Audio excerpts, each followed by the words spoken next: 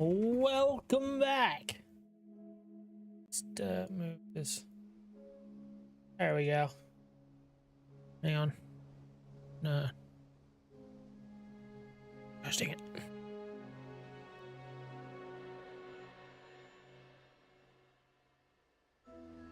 That's better. Hello and welcome back to Everything Gamer. We are back with more Elder Scrolls Online. Oh, Rico. Nerd. I know. To nerd. How you doing? Good to see ya.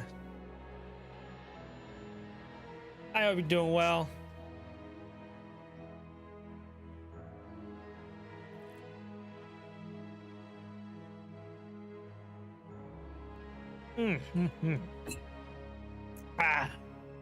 I've been all right. Not doing too bad. No, it's not in stream for like a month, but feeling better.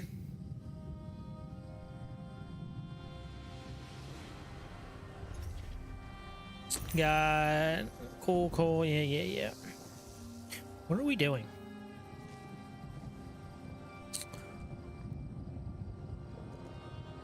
Enjoying playing some ESO. I haven't played Elder Scrolls Online in years. It's great. Ugh.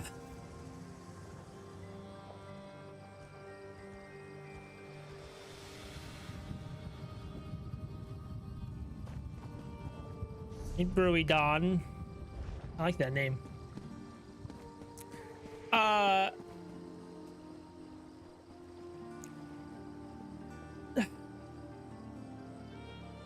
Attacked by dragons. I haven't seen any dragons yet. Wait, is that true? No. Maybe one.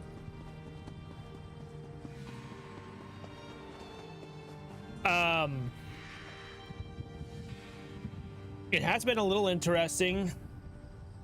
It's oh my goodness. Life has been a little interesting recently. But things are getting better.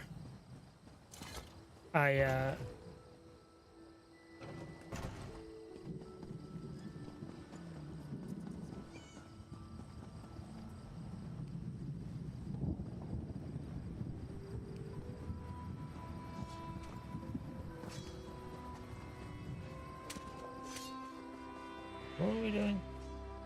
Get powdered. Ah, that's right. Good. Hello. Need a blade? I hope not. I don't have any to spare. Raid hit the Dalmora watch. I need Kindle pitch to light the fires. I'm fresh out. Bit of an accident in the storeroom with a lantern, I'm afraid. Suddenly, no more Kindle pitch. Bring in more. Check the dockyards. Laneem just offloaded a fresh supply. When you see her, warn her about the attack. She's such a fragile lizard. Don't want her going to pieces. I will, thank you. But thank you very much. I really wish I had a mount. They're wonderful.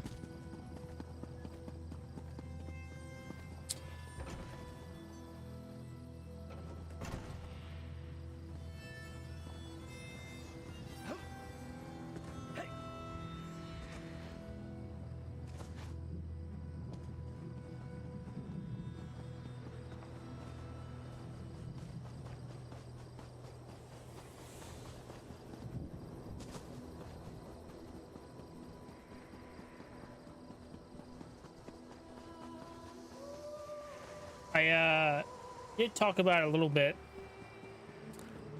but I recently came out of the closet, if you will. No longer been this way for a while, but I hadn't told anybody really. I've been deconstructing from religion for a while. And that has led me to being agnostic.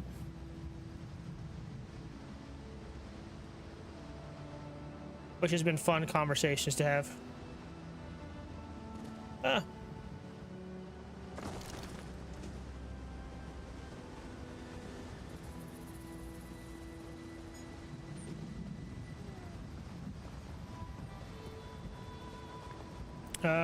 Before I do that,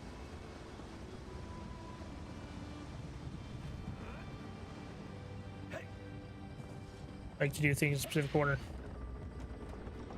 This first.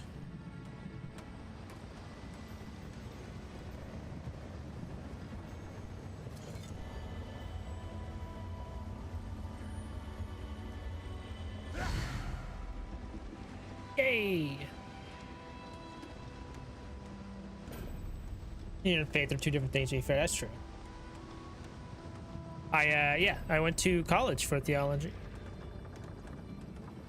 For I was going for youth ministry.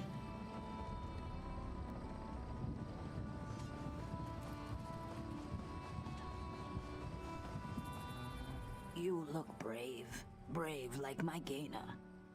Please help me. I don't know if I'd say I'm atheist, but not quite there yet. I don't really know. Between agnostic and atheist is weird because you get into like what they actually mean. It's weird because atheism is like just the belief that there is no God. Like you don't know there's no God. That's kind of what agnostic means also. It's weird. But whatever. I don't care. Carefully studying the hundreds of revealed locations throughout the network across the length and breadth of Tamriel. Interesting. Okay, what now? You look brave like my Gaina. In the same way as philosophy. Please help me. Yeah. They're kind of closely related.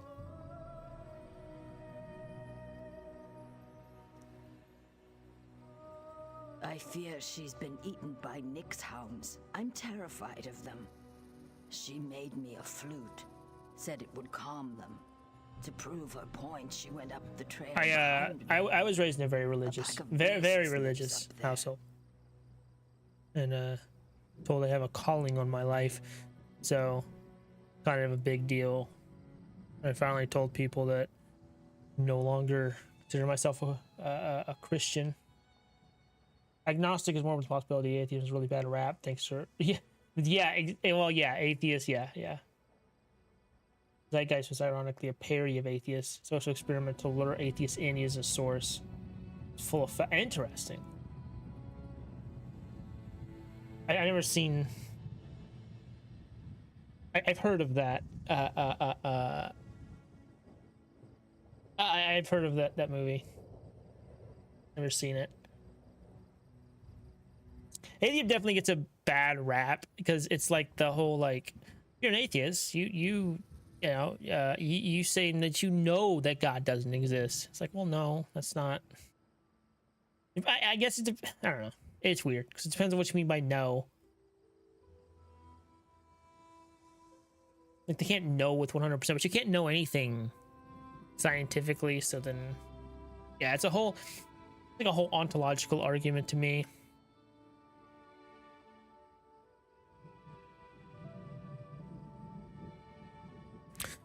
To prove her point, she went to trail behind me. Good fighter. Oh, what's left of her. Whatever state she's in, please bring her back. Totally. How could I have let her do this? Oh, Gaina. Why does she want to prove herself? Sometimes Gaina's a strange girl. She's a master crafter. In fact, she thinks she's one of the best wood carvers on the coast. I think she wanted to show off for me. Silly girl. Huh. Real quick, I want to see something. It's not. Okay, it's not. Hold on.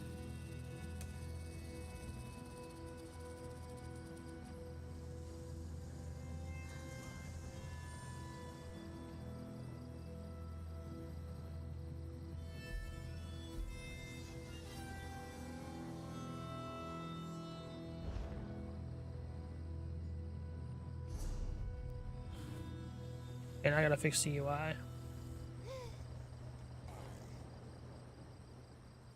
I see.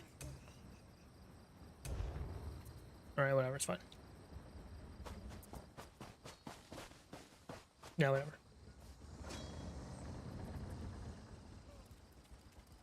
Scientifically, for something to exist, something else has to support its existence, something it created. Combination interactions. You go far enough down the line, either nothingness built upon nothingness to create the first instance of something, often argued to be information building upon itself. Everything always existed. Neither makes rational sense. The initial leans more as a if information was the first instance of something. That could be viewed as the origin of creation, therefore a deity of sorts. There's everything just always having existence, which is the weirder of the two. Yeah, it's interesting the trajectory of how science sort of as I was thinking about this, it's interesting how, like, back in the day they thought the universe was infinite, right, and it always existed, and then they found out that it had a beginning, so like, oh, the universe did have a beginning, and now they're like, well, actually maybe it didn't have a beginning, maybe it was always there.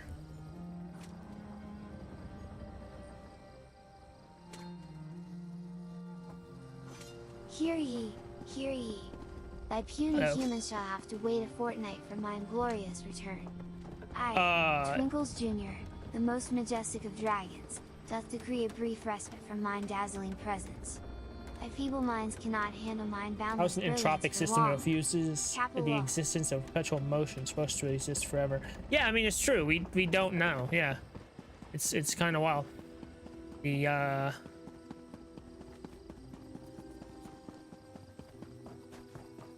beginning of the universe is weird, because if it always existed, well, but then that gets into the whole, like, argument of what time is, because, like, time is only within the universe, so what does it mean to be outside the universe?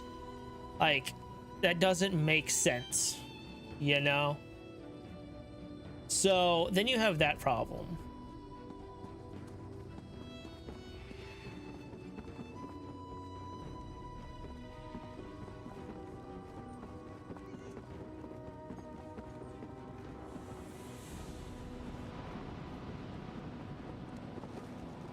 I've been watching a lot of like science stuff recently, with the YouTuber Professor Dave, or the guy named Sir Sick does some good stuff. Looking for rations. Keep going down the river, friend. Everything here is spoken for. Somebody just attacked. I need Kindle pitch to light the signal fires. Raiders in Balfoyen. Take the Kindle pitch. Warn the watch. You are sunblessed for telling me. Have you spoken with Urona at the fort already? I always thought that, like, leaving, you know, because it is rough deconstructing, and then coming to the point where I was like, okay, I don't think I really believe this anymore. And as, like, when I was really religious, I always thought that was super scary. But once I kind of let go of the dogma, just it's actually pretty freeing. Pretty freeing for me, really. It's the one who sent me to you. She's a crafty one. Very well. Consider the docks on alert. If you're going to light the fires, I can help you get there. Follow me, sun on my scales. All right. We go now to a secret passage. It is really a storage tunnel, but today it is a secret from the Covenant. Where'd you go? So, was I supposed to follow you? What? I'm so confused. Rocco, get down. Thank you.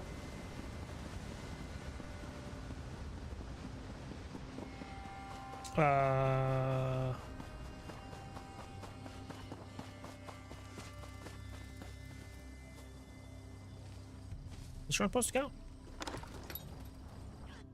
I guess. The guilt factor really held me in a bad. Yeah, me too. Me too. I can totally relate to that, because, like, That's the biggest thing, is the shame and guilt you feel for just being a fucking human being, and just like being a human being. Like that's all it is. And I've come to the conclusion, at least for like the Christian perspective, that like if God's gonna send me to hell just for like trying to find out what's the truth, then that's not really a God I care for, you know? I just had to let that go, away from it. Understand what I believed better rather than what I wasn't expected. Exactly what you're. I totally understand. Trust me. Probably more than most people. Because, oh my God, when I was younger, I did sermons at my church. I said I wanted to be a preacher, and so it can be rough. You know, all these Christians are like how like fucking persecuted they are, but as soon as you come out as, you know, hey, I don't think I really believe this anymore, it was a big deal for me, or at least my family, that is. Word of liberation. It's crazy. It's just, it's wild. As I always thought, oh, that just sounds, what would I have if I let go? And I did, and it wasn't that bad. You know?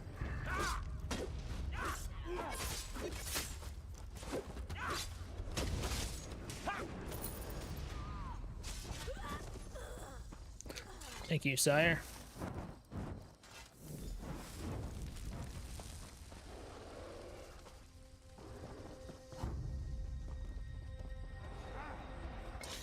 Okay. Ow.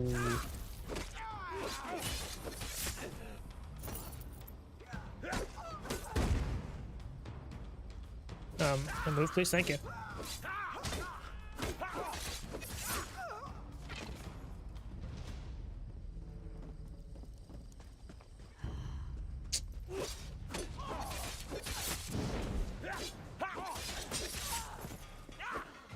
Greetings, puny humans. Twinkles Jr. here. You may pet and play with me in the Twitch Pet Cafe extension, if ye dare. Capital Law.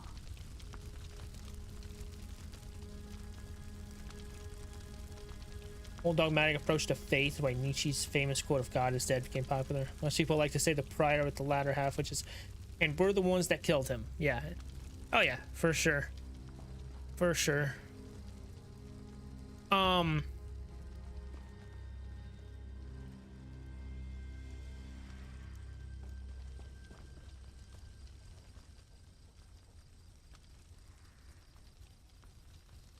Where am I going?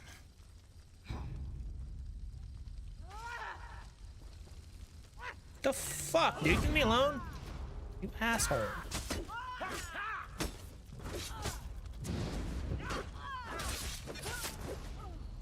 God, out of me, bro.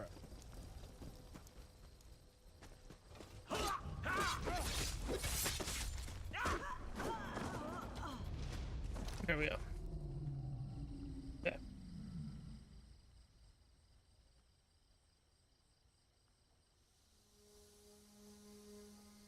Without the latter half. Yeah, I got you.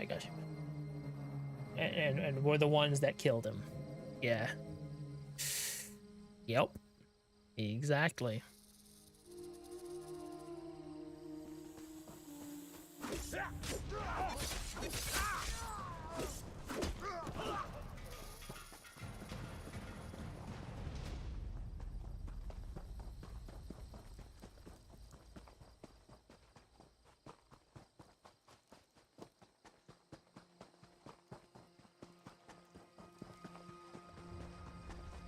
Great quote I loved. The guy named, I don't know if you ever heard of Forrest Valkai about dogma. He was like, because he was saying how like, all these anti-evolutionary people were like biblical literalists say how evolution is not true and science is a dogma and whatever. And he was like, yeah, you know, when all you know is dogma, that's all you see in like everything.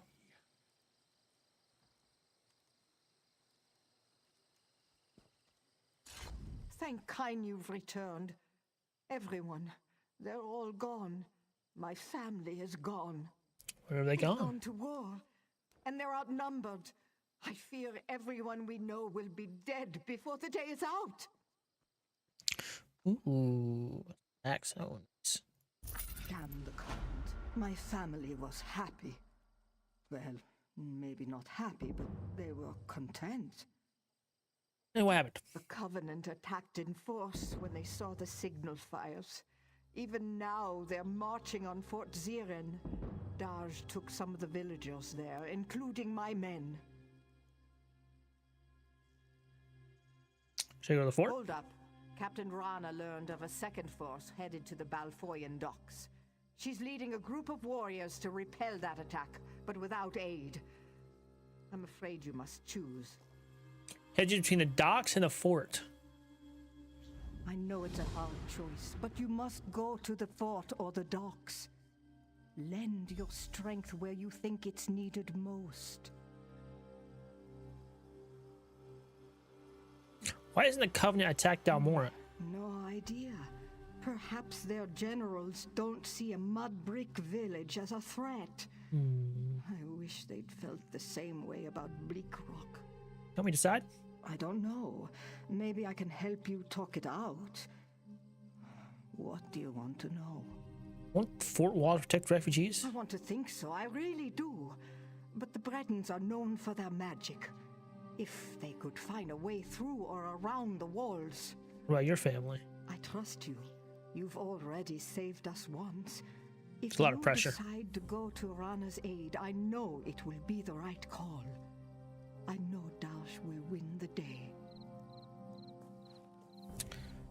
Rana affects. Captain Rana knows her business, and she has capable people with her, including my daughter. But the docks have no walls, no defensive positions. Let your daughter go with Rana? I did. Trinhild is proud and stubborn, like her mother used to be. All right. I guess we'll go to the docks then. Wait, which one? The knife, I guess?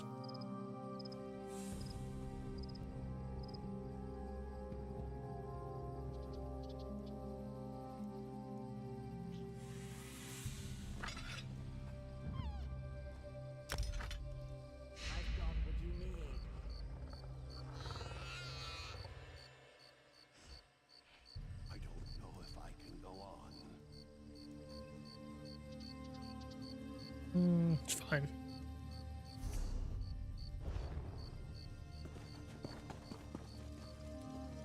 So...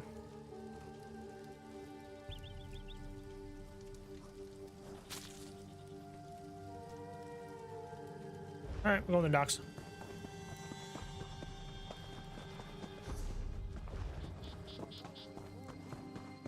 They'll be fine in the fort. They'll be fine.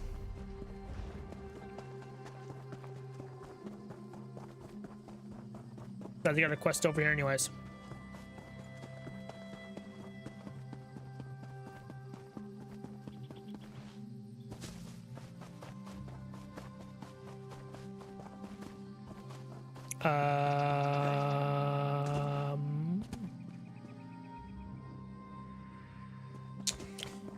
Well,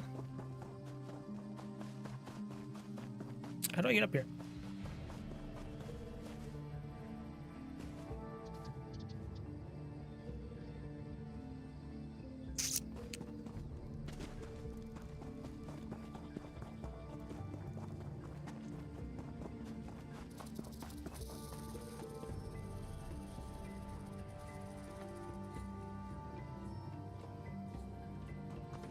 The hell am I supposed to get up there?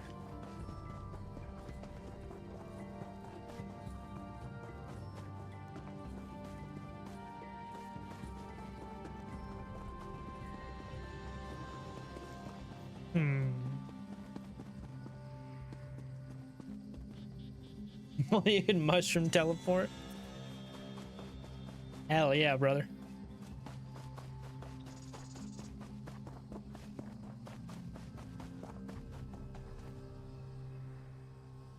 Leave.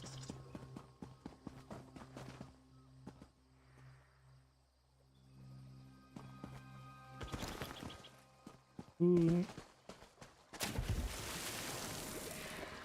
I will say, during this with like Lord of the Rings Online, this water feels like I'm running through nothing.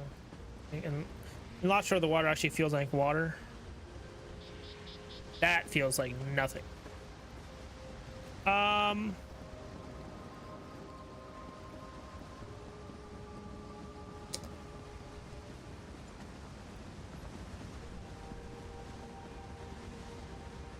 How the hell? Oh, did I find it?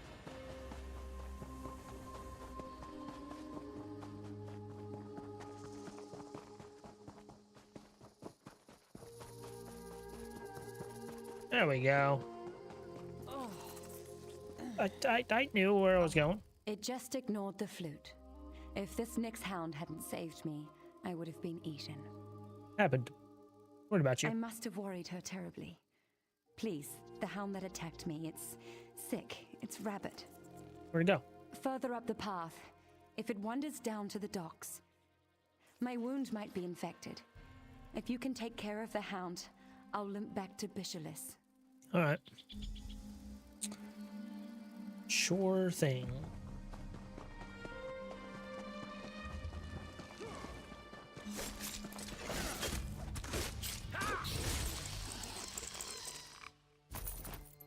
Thanks, fellow adventurer.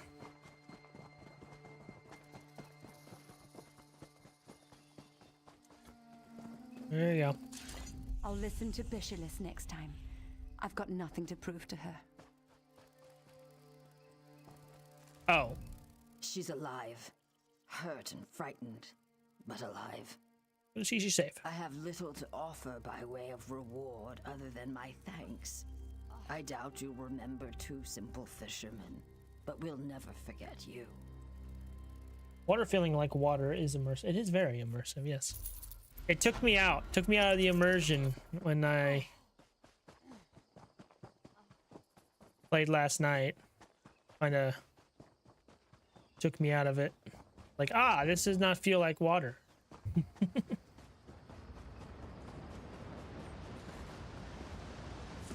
Work builds character, they say.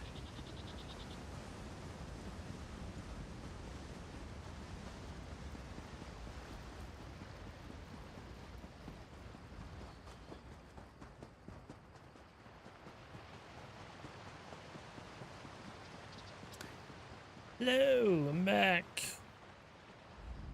The Covenant flooded the docks. We tried to surrender, but they didn't want prisoners. Many of us were gutted and thrown into the sea. Still alive? A few. We scattered. Some barred themselves inside, but the daggers put everything to the torch. If it wasn't for that crazy dark elf, I'd be fattening fish. You can't look for her now. Fishermen from the docks are trapped in the windmill. Rescue them before they burn. I'll get them out. Don't you worry. I got this.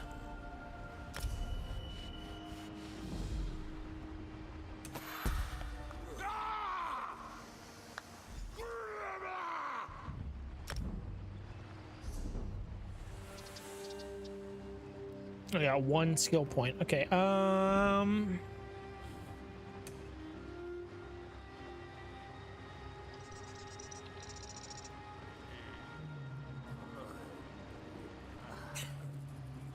don't really care for that ability. Increase your critical chance rating as enemies are flanking. When enemy dies in 2 seconds of being damaged by you. Increase your health, stamina, magic recover by 7%. That's pretty good. Siphoning. Increase your max magic and stamina by 3%. I just go with this. I like the recovery.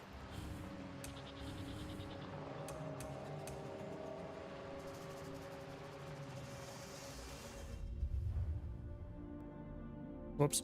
Next, please. Thank you.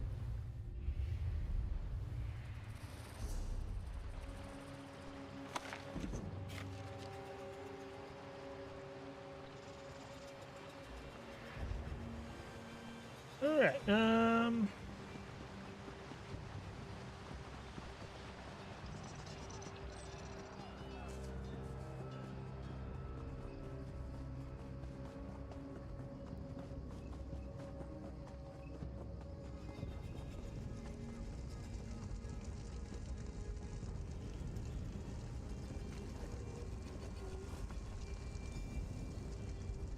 Sergeant Thane. Oh, is I not supposed to go in here?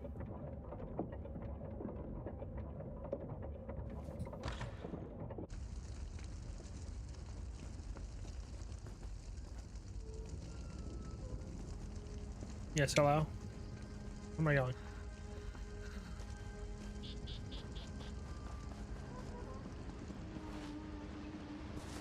I definitely missed something there.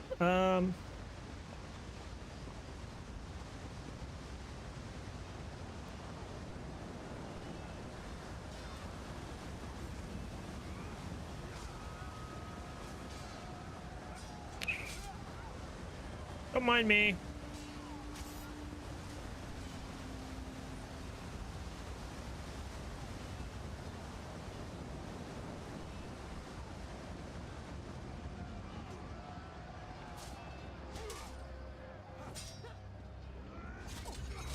Help me hold off these daggers while the fishermen get away.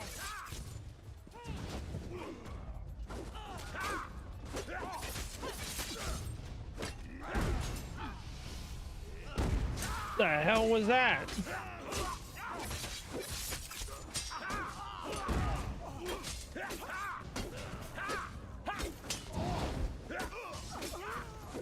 I'm all right. Go find Trinhild and Rana. They're on the other side of the docks. Of course they are. Where else would they be?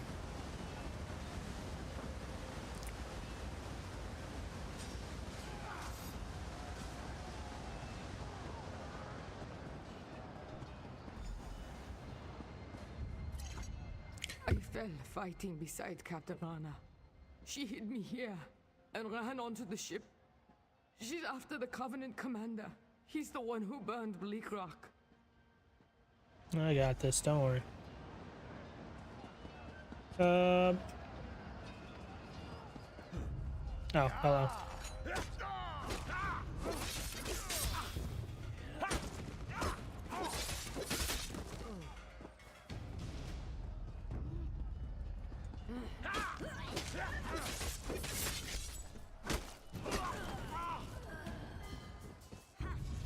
Bah, these pathetic humans bore me to slumber. Capital.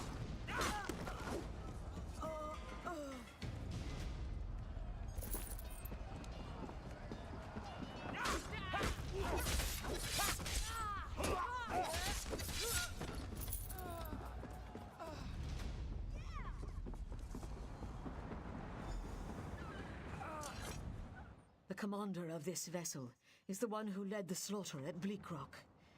This ship will be his grave. Well, where is he? Below decks. Follow me. All right. Lead the way.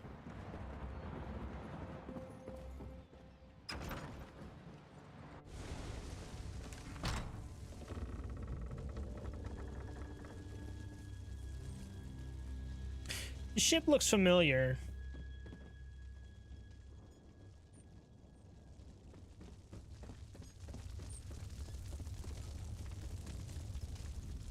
The Breton dies here. Are you ready? Let's go. Good. Here he comes. Oh. Okay. That'd be a confrontation or something. Oh, I hit the wrong button. Whoops.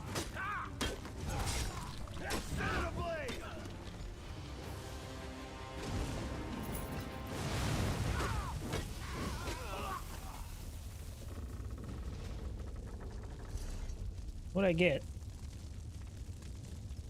Reduce spell cost.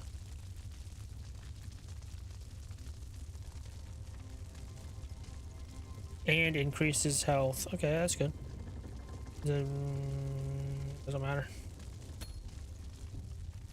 That. Cool.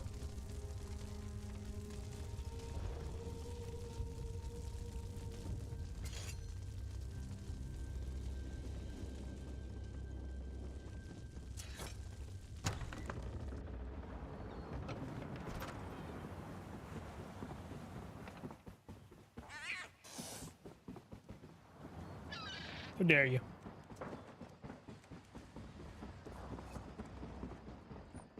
What do you want?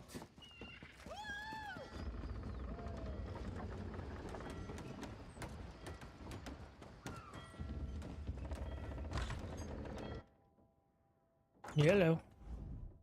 I understand I have you to thank for driving the Covenant from these docks. The Pact owes you a debt. We held? It's like the sun on your scales, isn't it?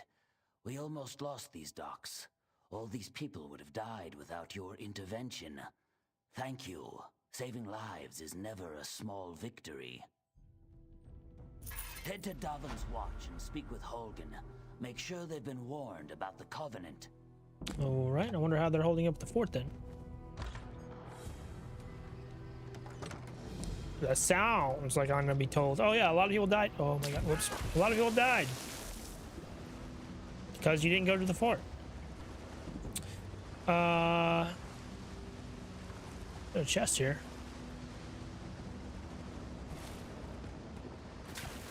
Fuck it, come on. Be a bear. Jesus. Oh my fucking god.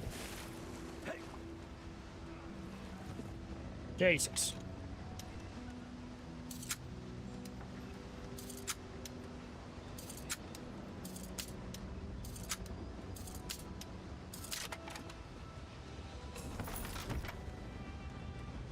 Maple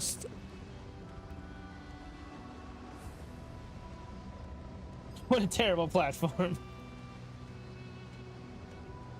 It won't look familiar once the fire. True.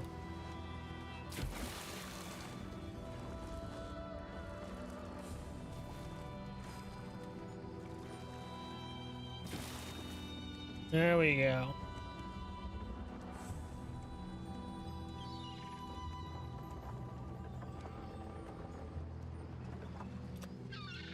Why? Okay. Thought that went somewhere. God damn it.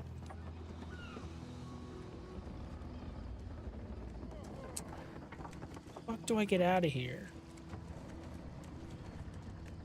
Okay, what the hell is that? Is anything? Just some bread. Nothing. Okay.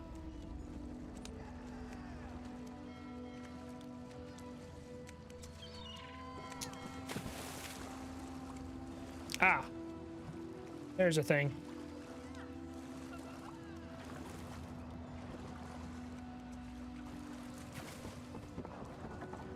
My God, there we go.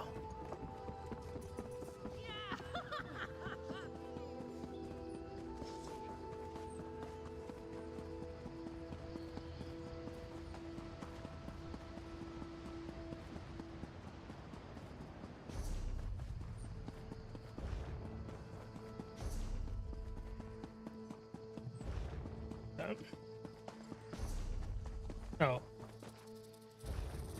Cool.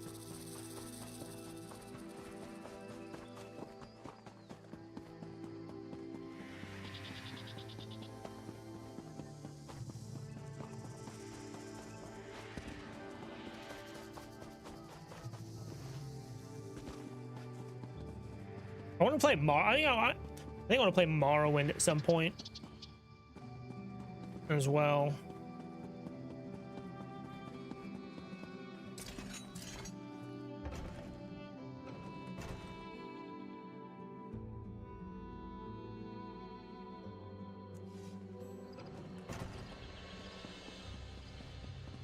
Wait, is that?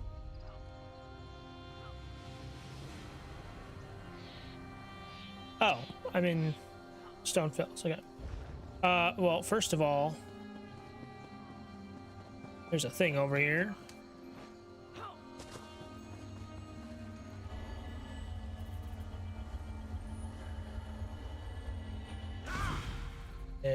Yep.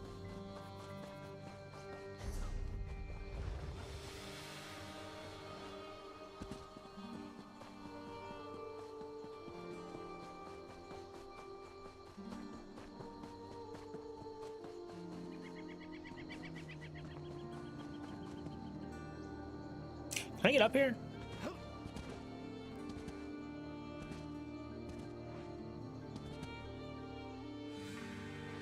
No? Okay. I mean, if there's a will, there's a way in any Bethesda game, but... Greetings, my loyal subjects. Thy Lord Twinkles Jr. hath decreed that ye shall be subjected to a brief respite from mine dazzling presence. Fear not, for mine return shall be as swift as a dragon's wing. Capital. There we go.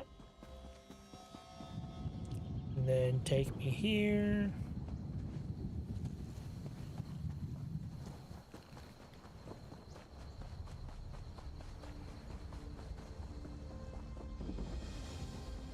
There we go.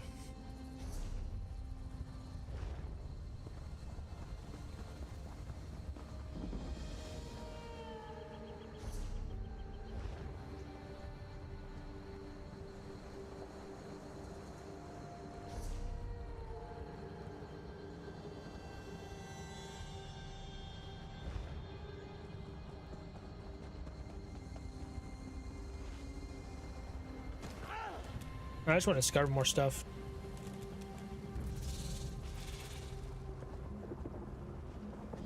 There we go.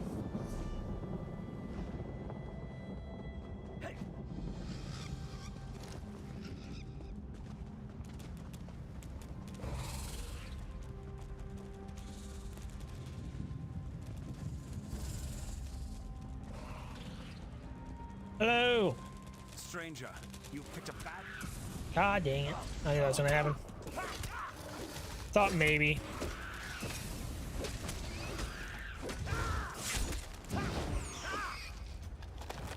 The hearts of Dunmer are as dry as their land. Stranger, you've picked a bad time to visit Seni.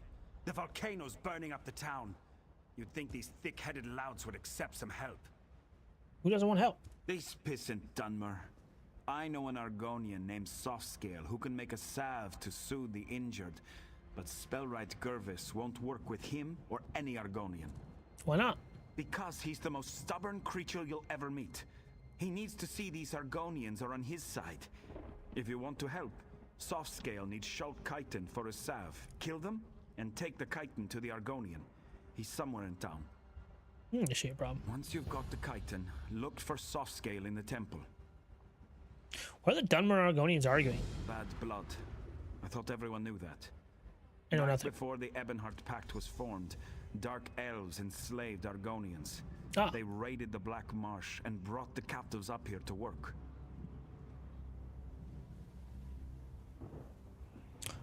Cool. I picked the fucking...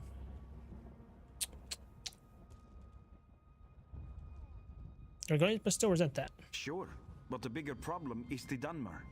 They used to be lords and masters until the pact was formed. Now, all of a sudden, the Argonians are free and everyone is equal. The former slaveholders having trouble adjusting. Ha! Spoken like a courtier. You know, just saying everyone is friends doesn't make it so. Forming the pact was a battle, and there are still many sides to it. Oh, sure.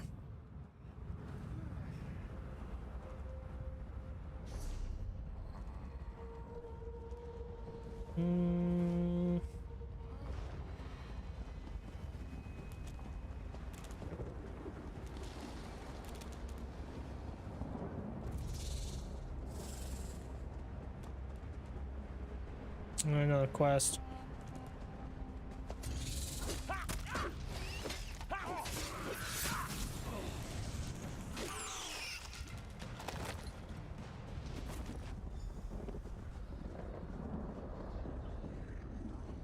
here, Kwama? Nice Kwama. Your pardon. Have you seen any Kwama around? Maybe west of the town? If you do, I don't suppose you could lead them to my mine, could you? Looking for Kwama? Yes, when the volcano erupted, my workers got frightened and fled. Now they're attacking anyone who wanders too close. They're usually timid, so a good beating should calm them down. Spoken like a true dark elf. You gathering them? Me? Look at me. I'm hurt. Just beat them a little, then blow this whistle. They're trained to return to the mine. After what I've just learned, it's weird. Beat them. Remember, subdue, then use the whistle. If you don't, they'll just start fighting again. I'll be at my mine west of town. I've got to salvage what I can. What's a Kwama mine? It's where you get Kwama eggs. Oh, thank you. You can also get Kwama cuttle, the waxy substance that grows on their beaks. Doesn't sound like a mine. Well, it's a hole in the ground where Kwama live. That's a mine. You didn't think we dug it up like those Nords dig iron, did you? Well, it's more a mine. What's Kodo used for? I don't know. Potions, I think, or something to fight poison or cleanse water. I never asked. I just harvested. All right.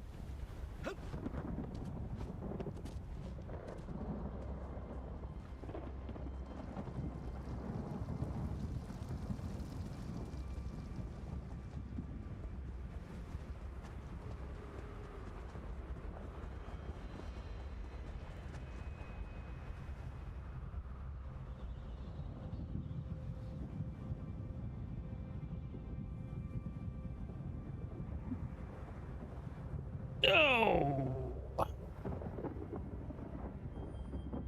Goodbye. Okay,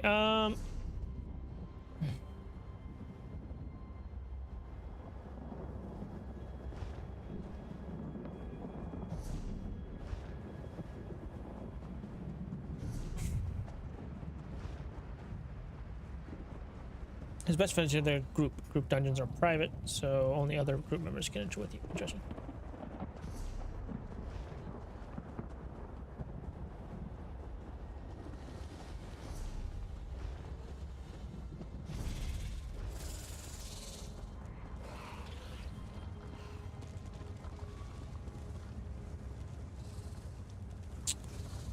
Well.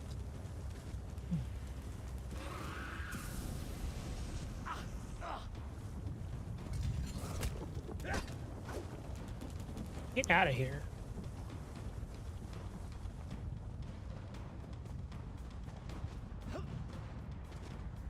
There's a smoothest stone over there.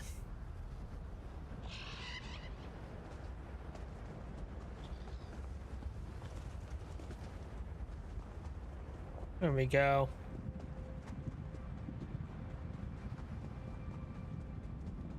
Where is that blasted lizard? I remember when I'd hunt here for days and not see a soul.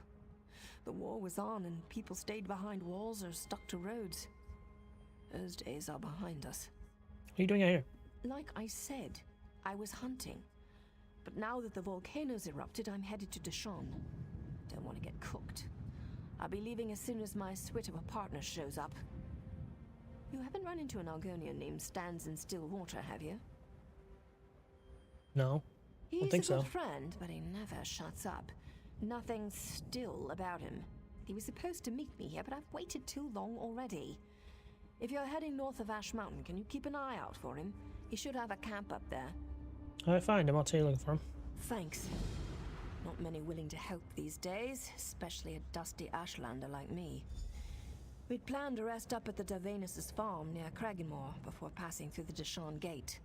He should know it. You're an Ashlander? That's right. Though, in truth, I have no clan.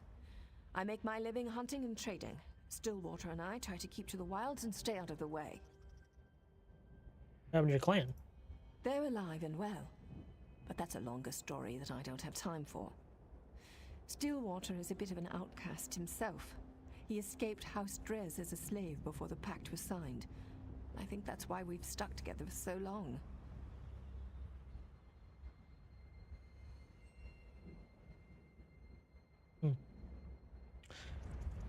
Okay.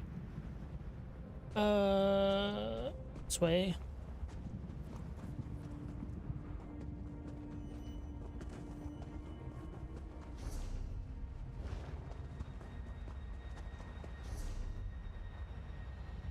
Oh, did I already discover this?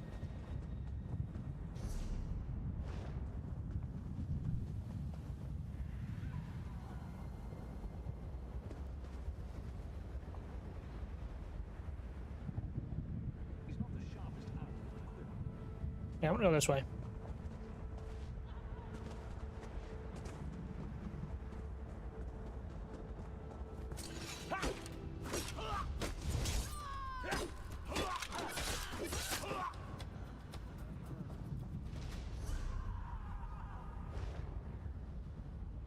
Yeah, whatever.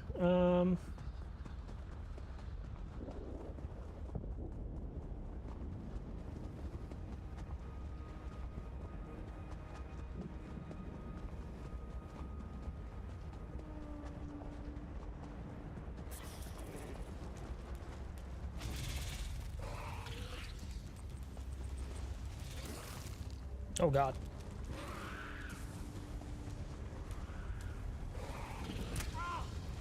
The lady discovered.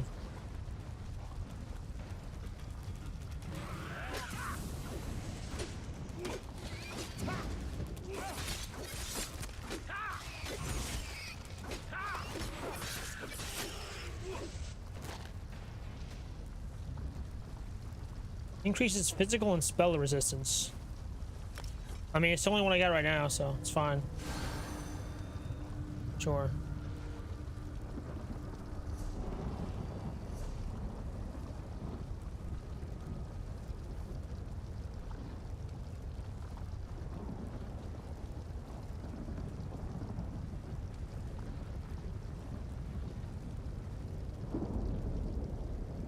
Librarian. Xavier Morrowind. I don't know.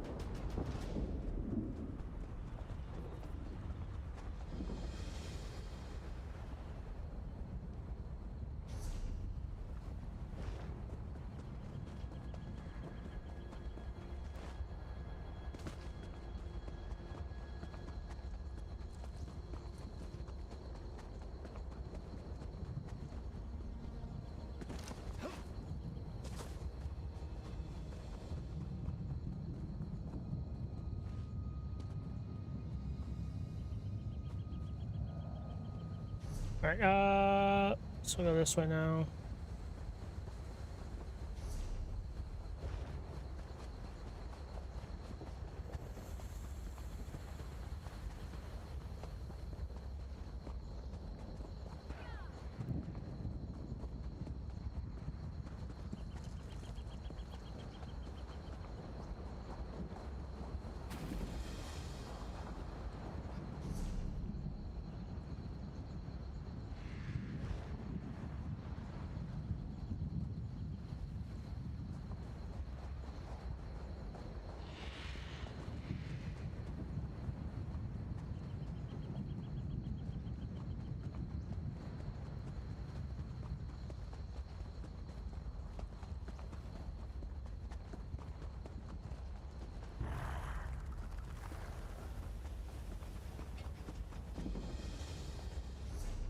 There we go, and we're gonna go up here.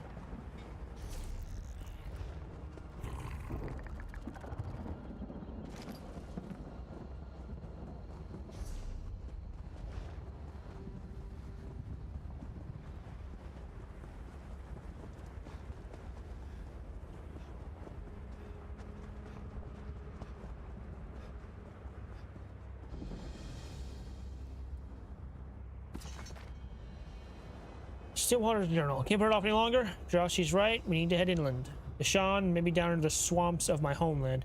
Too much ash in the air. Sounds of combat on the horizon. The 3 banners have come to Stone Falls. There's no place for independents like us. Shame, too. I like this place. Should Rashi and I have a good thing going on in the Ashlands? Always some nasty piece of work crawling out from behind the mushrooms. Or crawling up from a volcano vent. She deals with the House Dunmer. I talk to the Ashlanders. Making good coin and going where I want. Hope this lasts. Well, it suit me just fine, but then they seem to suit her as well. Never thought I'd take on a dark elf as a partner. Like Stockholm Syndrome. But she seems to respect me. Shuld Rashi doesn't ask questions, doesn't give orders, just does her job. Sometimes we go out without talking. She's like the wind in that way. It's been years since I escaped from under the yoke of House Drez, and still my scar hurts. That day I learned what I was worth to my master, what I was worth to a dark elf. I would listen to the wind at night, hoping against hope it would carry me away. The day I made my escape, I took the dagger. The one he cut me with. As long as I live, it will be my reminder. I can allow myself to forget. His body is just starting to cool. The hands in still water seems to have been ripped open by an elit. His dagger is still sheathed at his side, an obvious sigil on the hilt. What the hell is this? Ancient Scroll of the Dwemer. Lore book discovered. Ancient Scroll of the Dwemer, I-1A. The Ransom of Zarek, Part 1. Jalamil stood in her garden and read the letter her servant had brought her. The bouquet of roses in her hand fell to the ground. For a moment, it was as if all the birds had ceased to sing and a cloud had passed over the sky. The carefully cultivated haven seemed to flood over with darkness. We have thy son, it read. We will be in touch with thee shortly with our ransom demands. Zarek had never made it as far as Akun, after all. One of the brigands on the road, orcs probably, or accursed Dunmer, must have seen his well-appointed carriage and taken him hostage. Jalamil clutched at a post for support, wondering if her boy had been hurt. He was but a student, not the sort to fight against well-armed men. But had they beaten him? It was more than a mother's heart could bear. Don't tell me they sent the ransom note so quickly, called a familiar voice, and a familiar face appeared through the hedge. It was Zarek.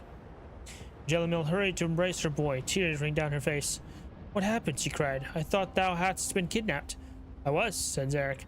3 huge soaring Nors attacked my carriage on the Frimvorn Pass. Brothers, as I learned, named Matthace, Ulin, and Korg. Thou wouldst have seen these men, mother. Each one of them would have had trouble fitting through the front door, I can tell thee. What happened? Jalamil repeated. Wert thou rescued? I thought about waiting for that, but I knew they'd send off a ransom note, and I know how thou dost worry. So remember what my mentor at Akun always said about remaining calm, observing thy surroundings, and looking for thy opponent's weakness. Zarek grinned. Took a while, though, because these fellows were truly monsters, and then when I listened to them bragging to one another, I realized the vanity was their weakness. What did thou do? They had me chained at their camp in the woods not far from Kale on a high knoll overlooking a wide river. I heard one of them, Korg, telling the others that it would take the better part of an hour to swim across the river and back. They were nodding in agreement when I spoke up. I can swim that river and back in 30 minutes, I said. Impossible, said Korg. I can swim faster than a little whelp like thee. So it was agreed that we would dive off the cliffs through the center of the island and return. As he went to our respective rocks, Korg took it upon himself to lecture me about all the fine points of swimming, the importance of synchronized movements of the arms and legs for maximized speed, and how essential it was to breathe after only the 3rd or 4th stroke. Not too often to slow thyself down, but not too little to lose one's air. I nodded and agreed to all his fine points. Then we dove off the cliffs, made it to the island and back in a little over an hour. But Korg never returned. He dashed his brains at the rocks at the base of the cliff. I noticed telltale signs of underwater rocks and had taken a diving rock on the right. But thou returned? Asked Jalamil, astounded. Was that not when thou escaped? It was too risky to escape then. They could have easily caught me again, and I wasn't keen to be blamed for Korg's disappearance. I said I did not know what happened to him, and after some searching, they decided he had forgotten about the race and had swum ashore to hunt for food. You cannot see how I could have had anything to do with his disappearance, as fully visible as I was throughout my swim. Two brothers began making camp along the rocky cliff edge, picking an ideal location so that I would not be able to escape. One of the brothers, Matthias, began commenting on the quality of the soil and the gradual incline of the rock that circled around the bay below. It was ideal, he said, for a foot race. I expressed my ignorance of the sport, and he was keen to give me details of the proper technique for running a race. He made absurd faces, showing how one must breathe in through the nose and out through the mouth, and to bend one's knees to the proper angle on the rise, and the importance of sure foot placement. What's important, he explained, was that one must keep an aggressive but not too strenuous pace if one intends to win. It is fine to run in second place through the race, he said, provided one has the willpower and the strength to pull out in the end. I was an enthusiastic student, and Matthias decided that we ought to run a quick race around the edge of the bay before night fell. Bruidon told us to bring some firewood when we came back. We began at once down the path, skirting the cliff below. I followed his advice about breath, gait, and foot placement, but I ran with all my power right from the start. Despite his much longer legs, I was a few paces ahead as we rounded the first corner.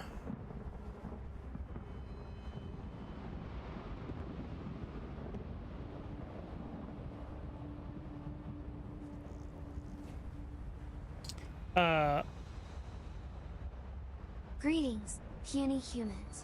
With his eyes on my back, Matthias did not see the gap in the rock that I jumped over. He plummeted over the cliff before he had a chance to cry out. But a few minutes gathering some twigs before I turned to Ullin at camp. Alright.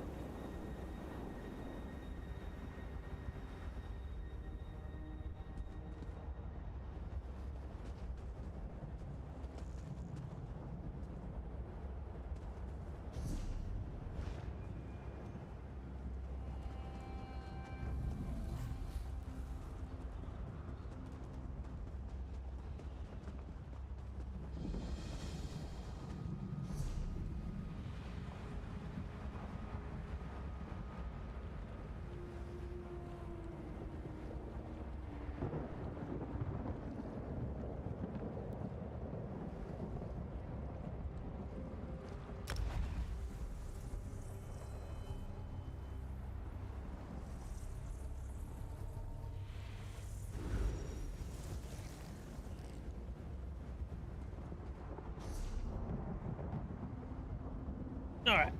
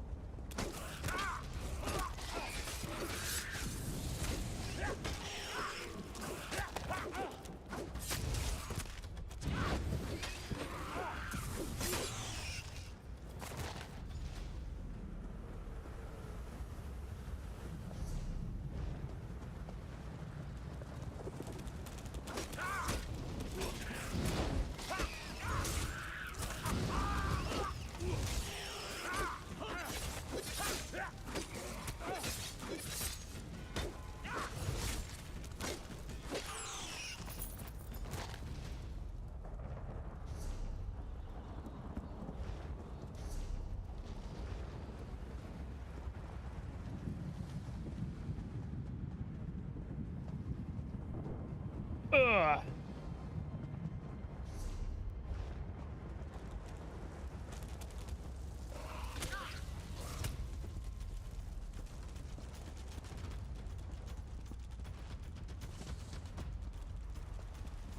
Oh yeah.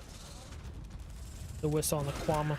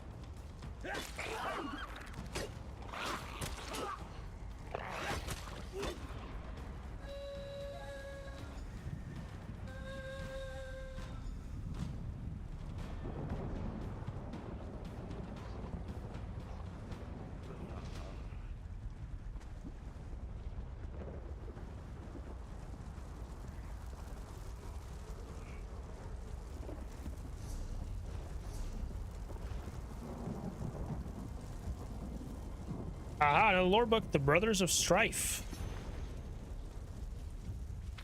Alright. My fellow scholars would have you believe the elves of the Ashlands are unstoppable. They point to Red Mountain and other triumphant, if hard-fought battles against the Dwemer as proof. But once long ago, our people were as fair as a mountainside in Skyrim. There's a time we were driven to the edge of defeat. In time before Red Mountain, we were known as the Chimera. We were just another race of mer eking out a living on the edge of the inner sea. Then came the Needs. Though the Nords of today are allies, the Needs were adversaries of the darkest nature. They sought only land, conquests, and spoils. They extended open hands of diplomacy, which they lopped off. Any elf in the Horde's path was fair game, man, woman, or child. The greatest generals of the age were brothers, Balreth and Sedal. They led armies of willing warriors against the Horde. First to attempt to drive them from the Ash. As the war went on, their actions turned purely to defense and redirection. The force of Chimera could spend their blood, allowing a village to evacuate, and that blood well spent. The Needs, after a short few years, controlled most of what we now call Stonefalls. The Chimera armies were cut off from the inner sea, and reinforcements from Vardenfell. The brothers retreated again and again until finally they were left with a small elite force of sorcerers and troops. This force then took shelter in ancient Daedric ruin. What happened to that ruin has been lost to time, but the massive statues that now mark the site endure as a mute testament. The death of the Chimera generals ended the war, but at what cost? At this ruin, the so-called Brothers of Strife were born. My research shows that Chimera mages from Vardenfell eventually bound the beasts, but not before the brothers ended the lives of hundreds of men in Myr. When the darkest chapter of people's history followed, the unstoppable beasts made the ash run red with blood. Chimera and Need alike. You only speculate what brought the brothers to Nirn. Perhaps a Daedric prince summoned them to that ruin.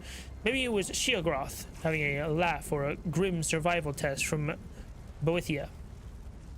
When the two beasts were finally bound into the twin spires of Stone Falls, they went to their rest with the blood of history standing their claws. We must hope and pray to the three that their like will never be seen in the Ashlands again.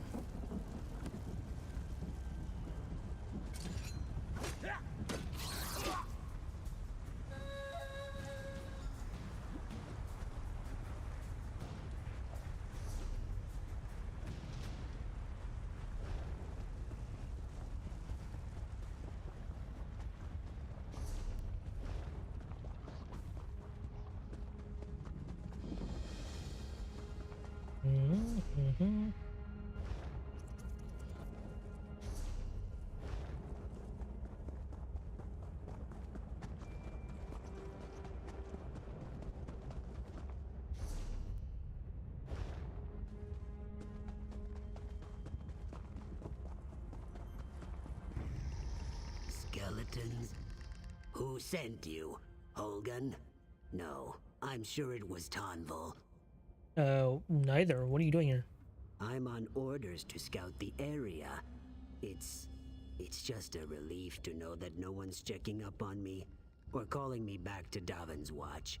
Things aren't looking good back there. What's going on there? The Daggerfall Covenant. Troops have surrounded the city. If you want to help, find General Holgun. He can use another blade, I'm sure. Davin's watch is on the northeastern shore of Stone Falls. I'll find him so I can do.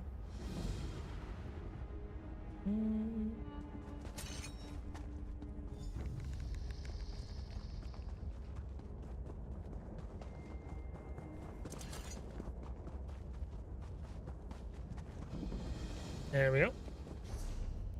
Hark, ye viewers. Thy humble dragon Twinkle's Jr. doth decree that the stream shall resume anon, lest ye be subjected to mine unceasing sass and wit. Prepare thyselves for mine imminent return, for I shall regale thee with tales of mischief and mayhem. Capital all.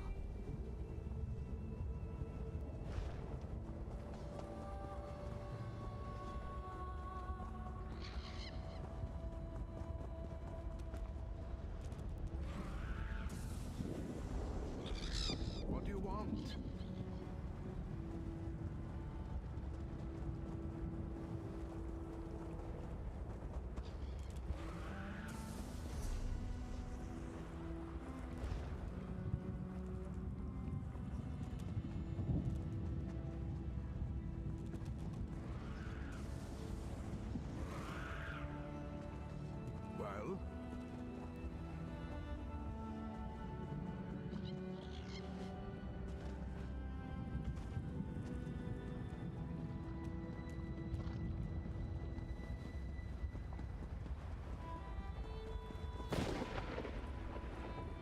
The scamps do not know fear.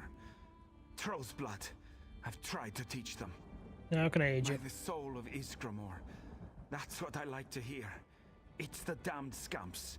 Without the lads in the way, they'd overrun us all. Scouts tracked them back to caves on the mountainside. So you need to close those caves. We've got pickaxes, but it's nigh impossible to collapse a mountain and fight at the same time. Says you. We'll keep these scamps busy while you collapse the entrances. Don't worry. There should be plenty of fighting. I'll get those caves closed. Don't you worry. I got this.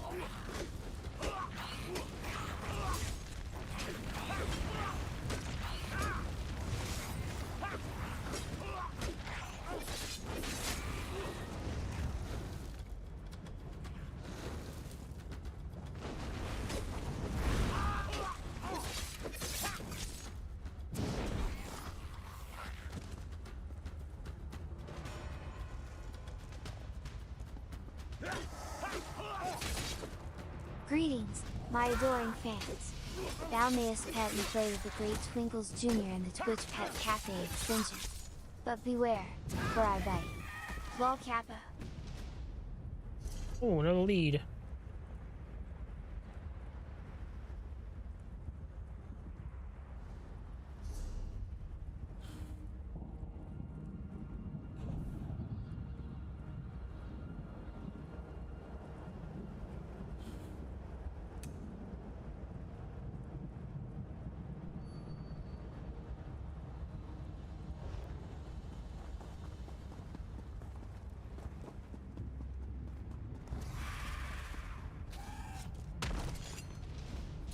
Oh.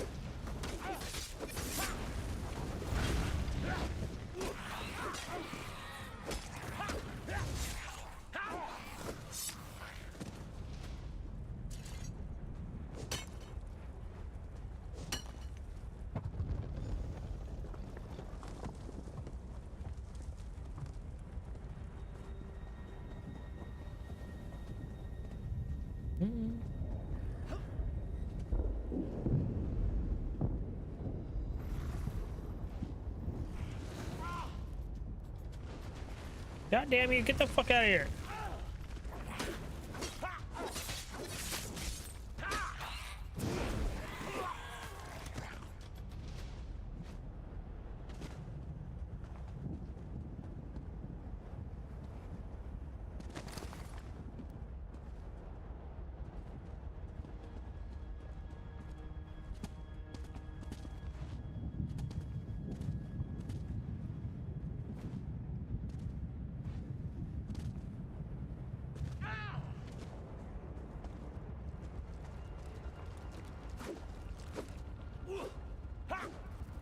Oh, I thought you were. Okay. Go on then. Hello? Look at all my beautiful Kwama. Their beady little eyes, the gentle pulsing of their abdomens. I can't thank you enough. No problem. I was doing something else, but you know. I'm going to have to get the mine back open, of course. Kwama are very good diggers, you know. Particularly the workers. So much work to do. I can't let this mind sit idle forever. I mean, you could.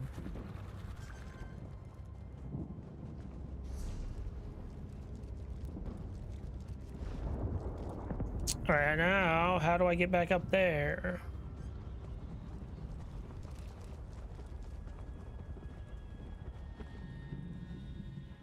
Great, just great. This is my luck. What's the problem? Some days I wish I never crawled out of my egg.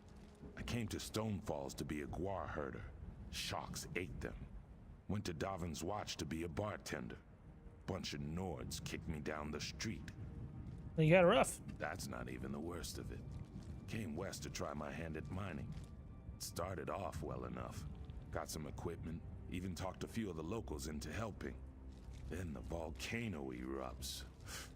Ouch. Yeah, it turns out my planned dig site was a Daedric ruin, complete with screaming and chanting, frothing monsters inside. This pales in comparison to that time I spilled some brandy on a hist root. Then there was the time I bought a cheap dagger from this pawnbroker in Ebonheart. I wore it on my belt, and these cultists started chasing me, yelling, "The razor, the razor!" I threw it in the river and kept running. I'm gonna go now. Huh? Oh, right. Mind where the river carries you, traveler. Can't trust the Daedra. Okay, goodbye.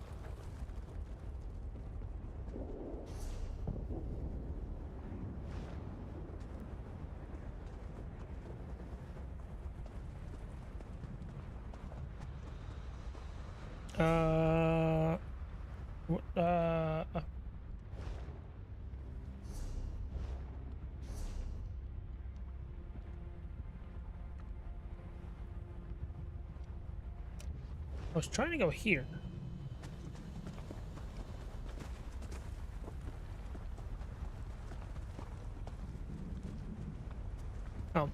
Last words of a devotee.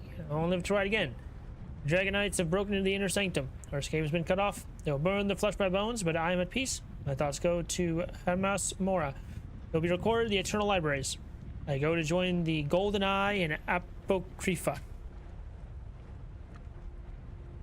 Yeah.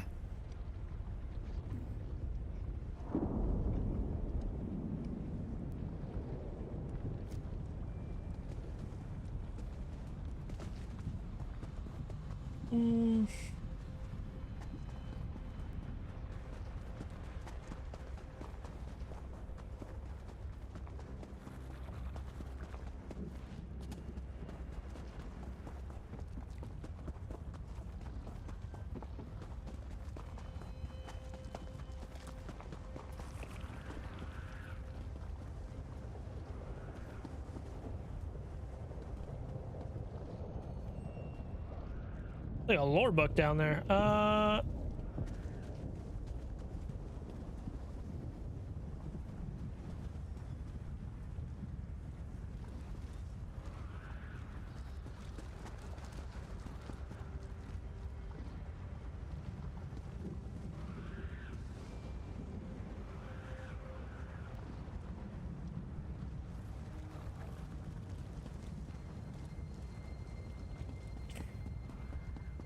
Wonder if I can.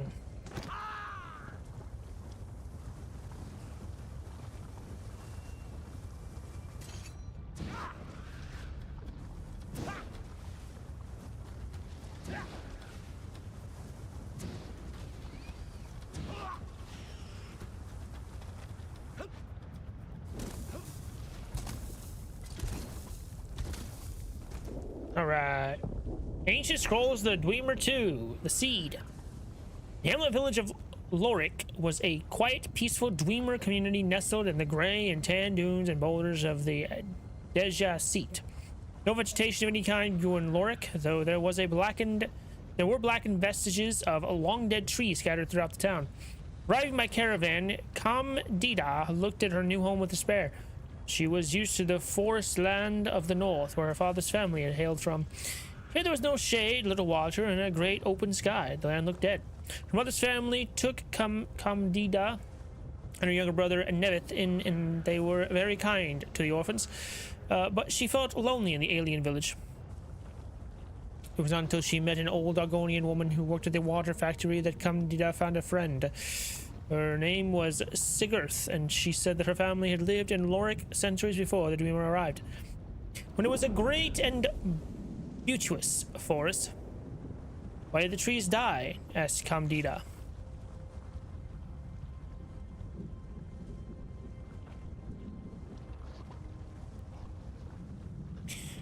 When there were Argonians only in this land, we never cut trees, for we had no need for fuel or wooden structures, such as you process. Gotta fix something.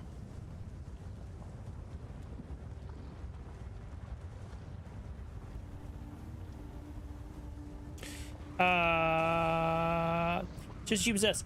When the Dwemer came, we allowed them to use the plants they needed them, provided they never touched the hist, which were sacred to us, into the land. For many years we lived peaceably. No one wanted for anything. What happened? Some of your scientists discovered that by distilling a certain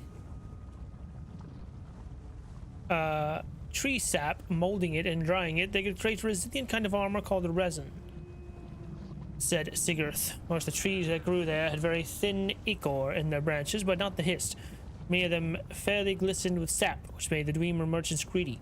They hired a woodsman named Junin to start clearing the sacred arbors for profit. The Argonian woman looked at the dusty ground aside. Of course, the Argonians cried out against it. It was our home when the hist once gone, would never return. The merchants reconsidered, but Junin took it on his own to break our spirit. He proved one terrible bloody day that his prodigy... I want to say it.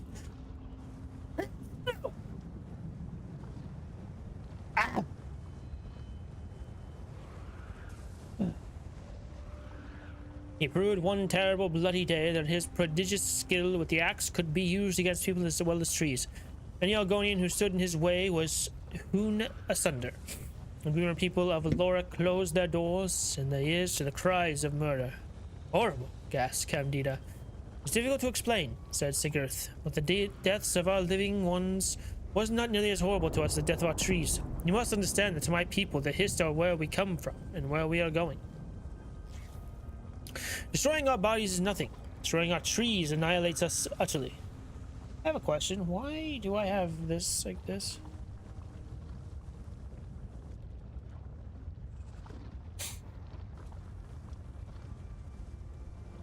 Pick something. This needs to go here, and this needs to go here.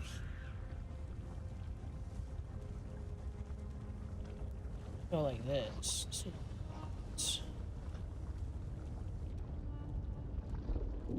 Okay, that's better. That no BS. It's weird. I don't know why I had it like that. It's difficult to explain, said Sigurd, but the deaths of our living ones was not nearly as horrible to us as the death of our trees. You must understand that to my people the hist are where we come from and where we are going. Destroying our bodies is nothing. Destroying our trees annihilates us entirely. When Junin turned his axe on the hist, he killed the land. The water disappeared, the animals died, and all the other life that the trees nourished crumbled and dried to dust. And why are you still here? Asked Candida. Why didn't you leave? You're trapped. I'm one of the last of a dying people. Few of us are strong enough to live away from our ancestral groves, and sometimes, even now, there's a perfume in the air of Lorik that gives us life. It will not be long until we are gone. Candida felt tears welling up in her eyes. Then I'll be alone in this horrible place with no trees and no friends. The Argonians have an expression, said Sigurd with a sad smile, taking Candida's hand. The best soil for a seed is found in your heart. Candida looked into the palm of her hand and saw that Sigurd had given her a small black pellet. It was a seed. It looks dead. It only grown in one place in all Lorik, said the old Argonian, outside an old cottage in the hills outside town. I cannot go there, for the owner would kill me on sight. Like all my people, I am too frail to defend myself now, but you can go there and plant the seed. What will happen? Asked Candida. Will the hist return? No, but some part of the power will. That night, Candida stole from her house and into the hills. She knew the cottage Sigurd had mentioned. God, son of a bitch!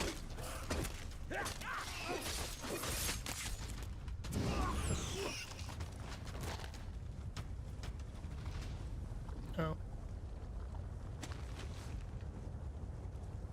Wow.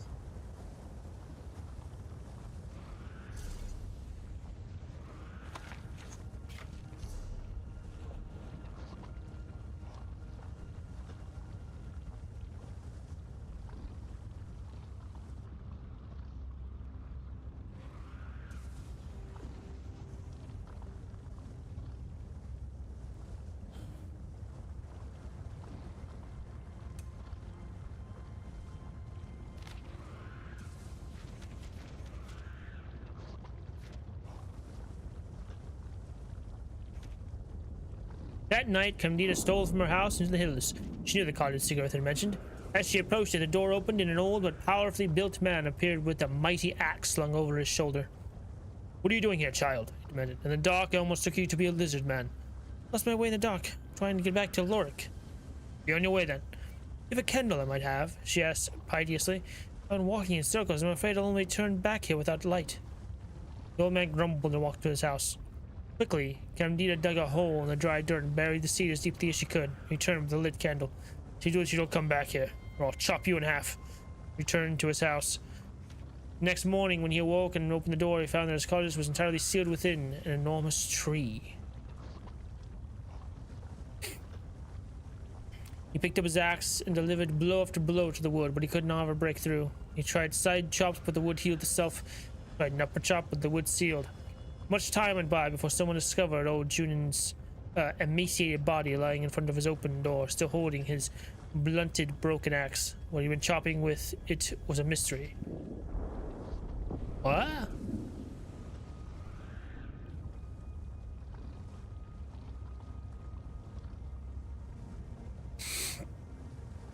We've been chopping with it was a mystery, but the rumor spread that hissed sap was found on the blade. Shortly thereafter, small flowers began pushing up the town's dry dirt. Hiss no return, but at twilight the shadows of great trees would fill the streets. Wow.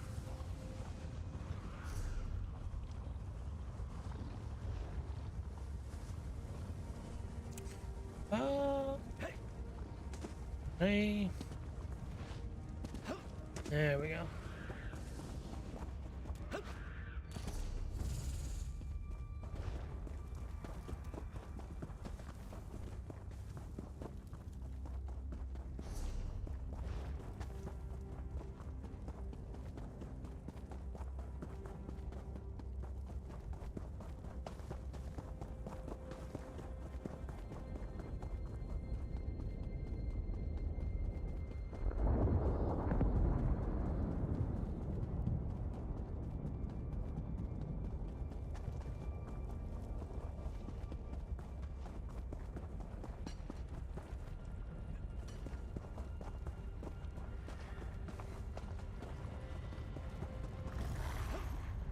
Ah! Ah!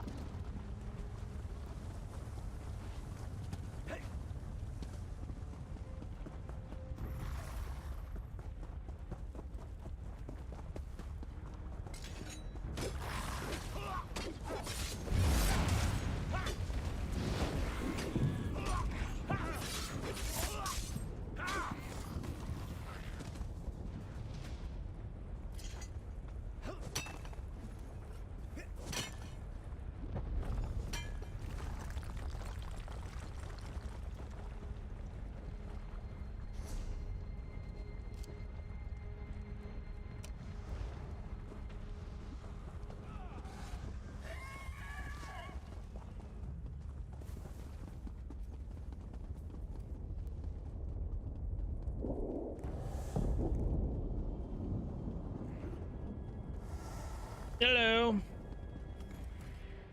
How did you make it through the Daedra, stranger? We're having a damned hard time just holding back the tide. Sergeant Jaga sent me and have collapsed the Scamp Cave entrances. So you helped out Sergeant Yaga all by yourself? Yaga. That's the best news I've heard all day. If the lot of us don't die tonight, I'll buy you a drink.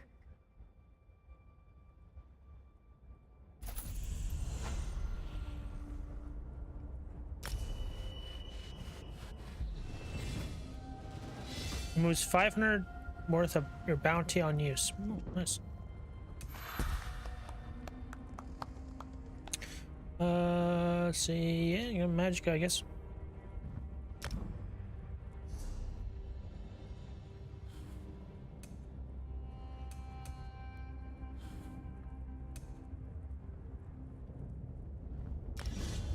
Oh, the dual wield, yeah. Expert.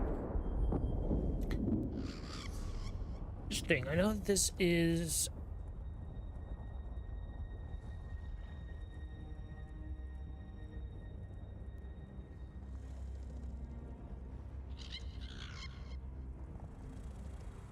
where I would like to stick with light armor.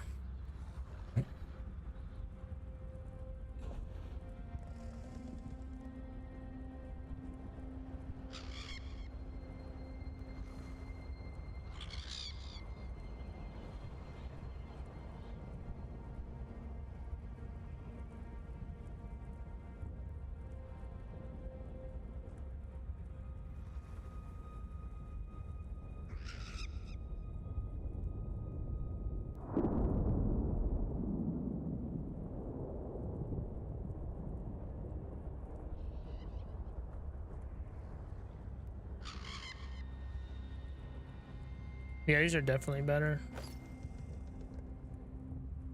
These are still, yeah, okay. It's good.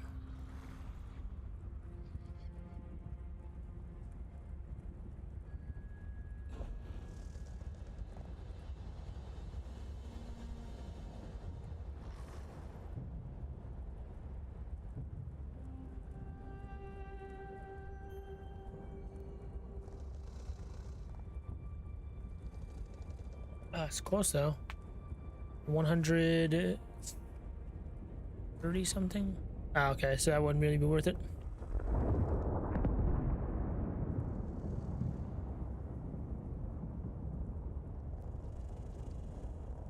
All right.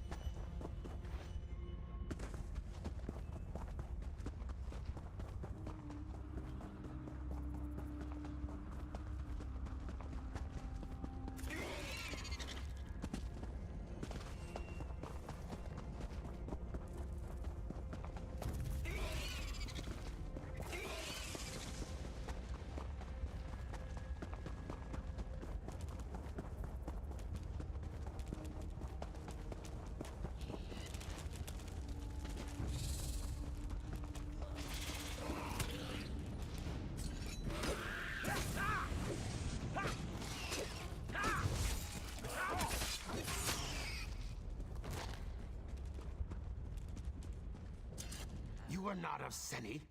Your scales bear stains of soot, and you smell of smoke and flame. What brings you here? Give some chitin foil. I offer my gratitude. Please wait. I'll make a poultice to soothe the burns of the injured. I'll need you to use it on them. Why me? The Dunmer don't trust Argonians, especially me and my egg sister walks in ash. They fear we'll harm them. You are a stranger, so they may let you heal their wounds.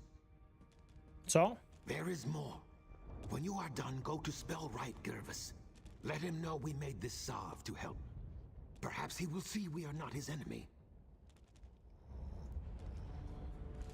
Alright.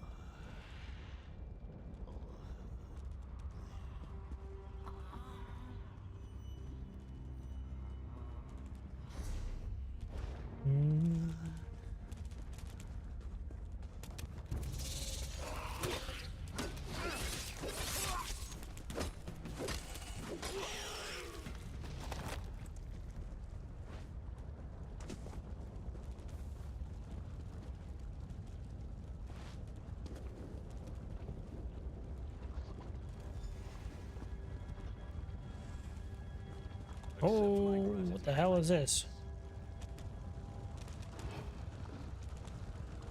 Hey.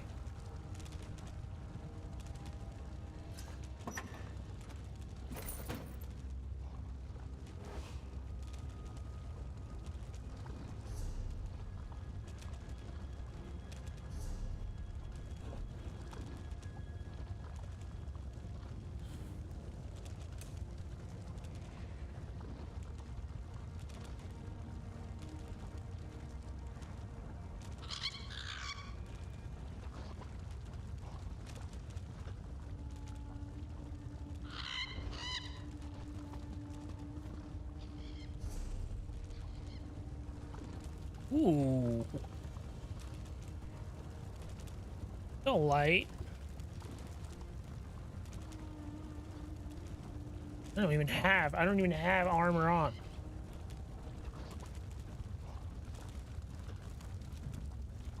Hell yeah, brother.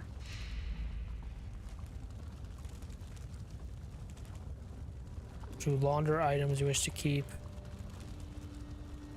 I need to find a fence. Alright, cool.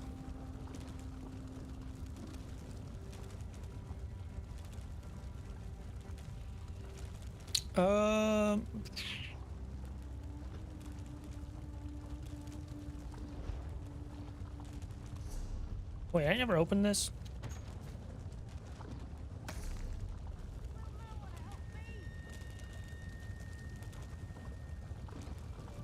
Greetings, mere mortals. Twinkles Jr., Dragon Extraordinaire, graces thee with mine presence. I shouldn't have used that. Bask in mine glory. Kappa Lol.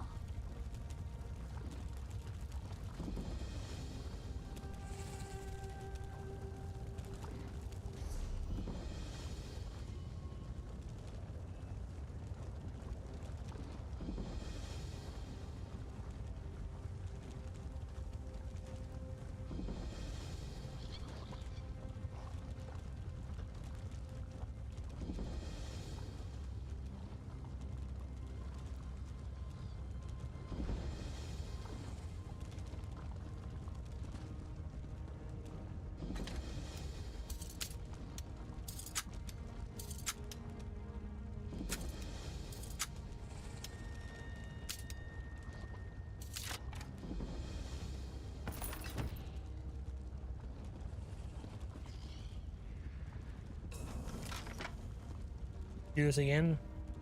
No? Yeah.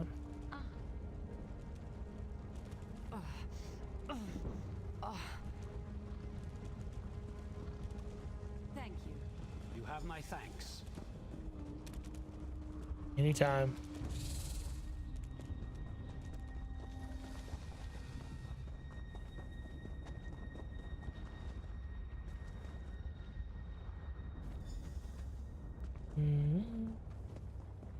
Thank you. Thank you.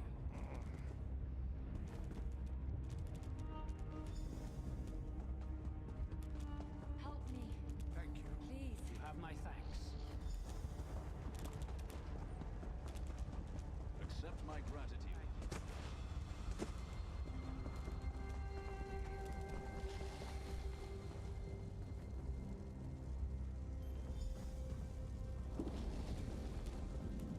I am obliged to You have my thanks.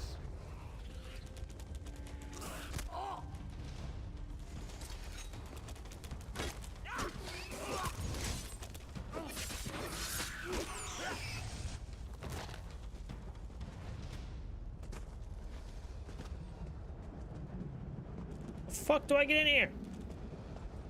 Aren't Didn't see the door. afraid?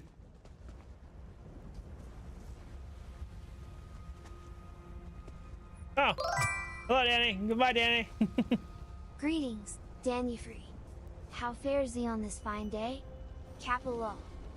Are you a late night freak? Yeah, I'm a late night freak. I'm a freak.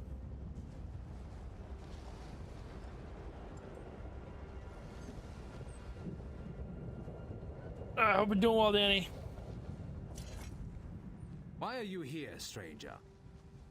Soft Scale sent me. 100 people with the Sally made. That Scaleback? I kept my tongue when times were good, but now when the town is weakened, he's suddenly helpful? What? This is just a trick. What do you mean it's just a trick? No chuckles, Panda. Only sleep.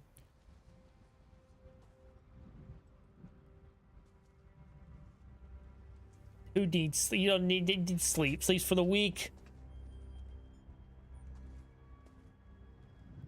Greetings, mine humble viewers. Why don't you believe him? A Dragon Twinkles Jr. doth return from a brief respite. Fret not, for the stream shall resume anon.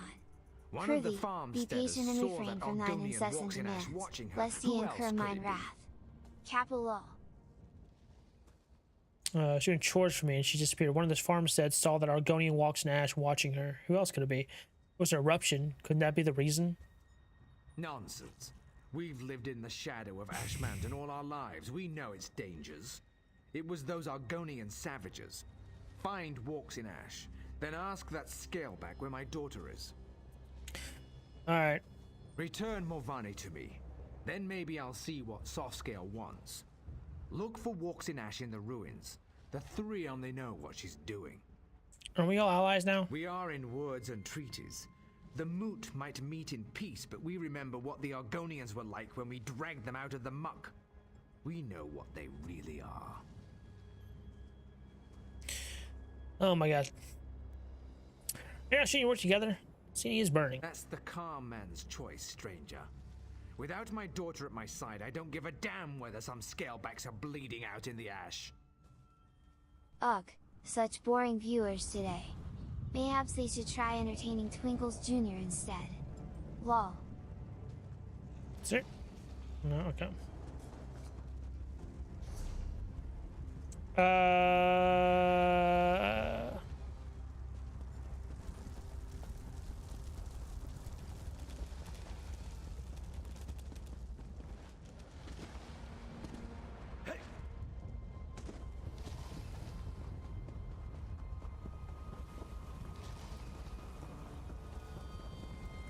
So, This is not a good day for Seni, traveler. you walks, Nash? Yes, I am. Look at this. This is no natural run of lava. These are footprints. A spirit of wrath came through here. Stubborn Givus will not hear my warning. He thinks the eruption caused this. He also thinks you've taken his daughter. As you can see, his daughter is not here. I did see Morvani earlier. The flow of her life takes her to the base of Ash Mountain regularly. Is that where she is? I don't know for certain. Just that I saw her walking west out of town. Find her, then perhaps Gervis will listen to me. If you succeed, use this. What is this? A signal. It's colorful but harmless. If you find Lady Morvani, use it, and I will come to you. I think it's a good idea. If he sees you with her, he's gonna think that you took her. Can you speak to the mistrust between the Argonians and the Dark Elves? Truth falls like a cool rain, carving many channels in the mud. My truth is different from the Dunmers, yet both are still true. You don't hate the Dark Elves then? I have no love for them. Do you hate fire for burning down your hut? The fire acts as it must. They saw our huts, and their nature required them to act. I trust a dark elf to act as a dark elf must. There's so many racist overtones. My god, you're both racist. Okay, species?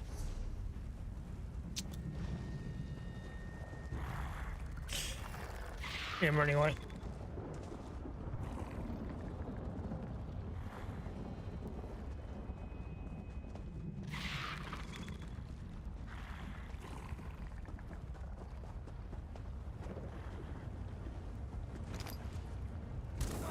Ow.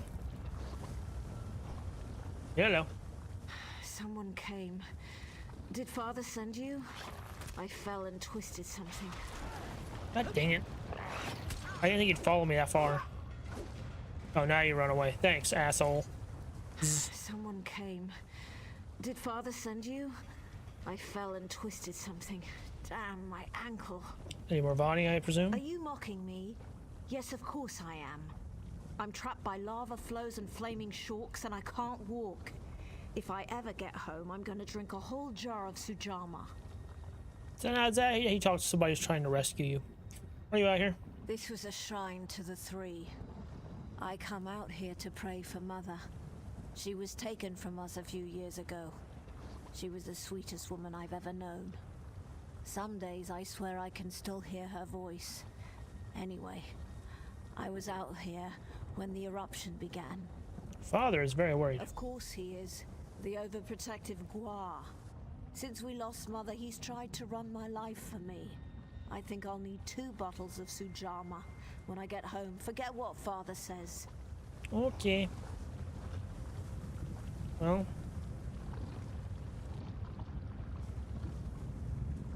You're not? No, there we go. You found Gervis's hatchling? Good. I've caught you. How'd I know? How'd I called it? Fucking called it. Are you Lord, Mother, and Wizard? Are you all right? I'm going to be fine, Father. Thanks to this traveler. Can we get me off of this rock now? Hold on, Morvani. I've got you.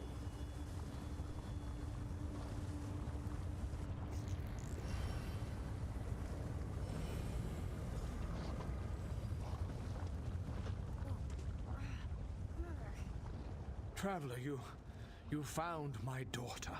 In the midst of all this, you found my Morvani. Wouldn't have found her without the Argonian. The Argonian helped you find her. Pah! Self-interest and cunning, I'm sure. I'm grateful just the same. Movani means the world to me, ever since her mother was taken from us. Why do you hate Argonians so much? They have beastly, baser urges. You Makes both them seem to hard think that. Trust. When the swamp calls to them, they rise up against their neighbors and strike them down. It's not like you Even enslaved the them. kindest, the most gentle, are not spared from their wrath. When you just killed your wife? It was before the signing of the pact. The Argonians of Seni still served my neighbors as slaves. Several of them made a break for freedom, and my Renisi, she was just out for a stroll.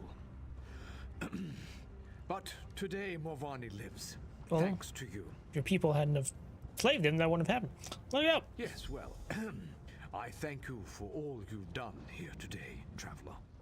My daughter is safe, and I must reluctantly admit that the Argonian may have played a part. May Lord, Mother, and Wizard all guard you on your journey. I don't know what that means. It's medium.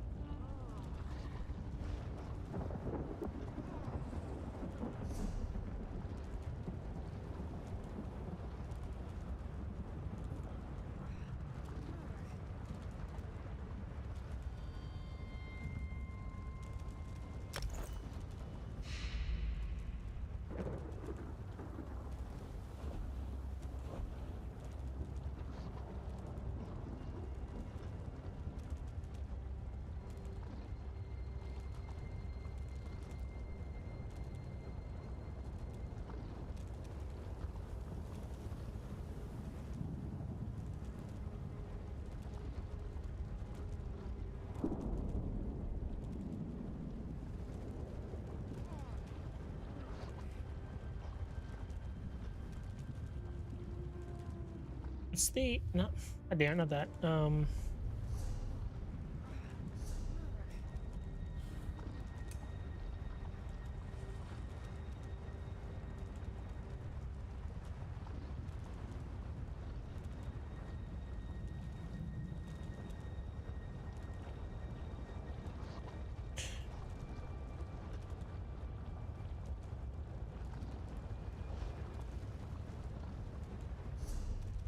Should probably leave these on there.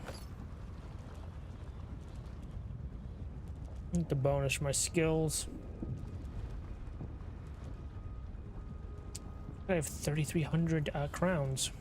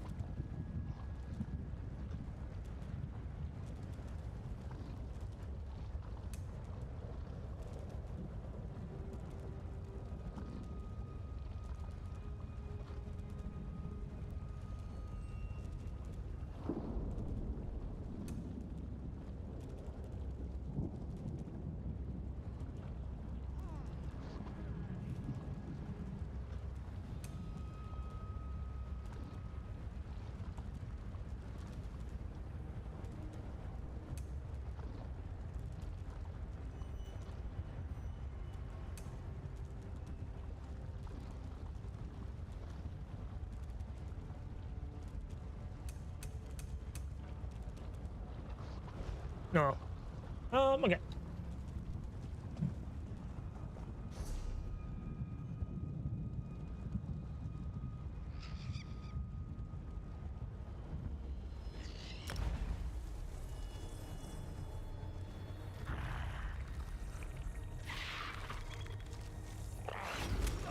You fucking asshole. Fuck off.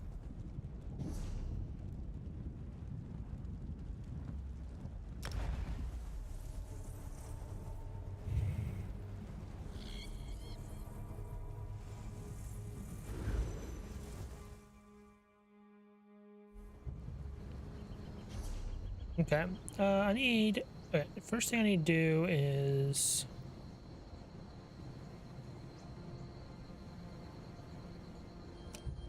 Probably... Yeah, well, hold up.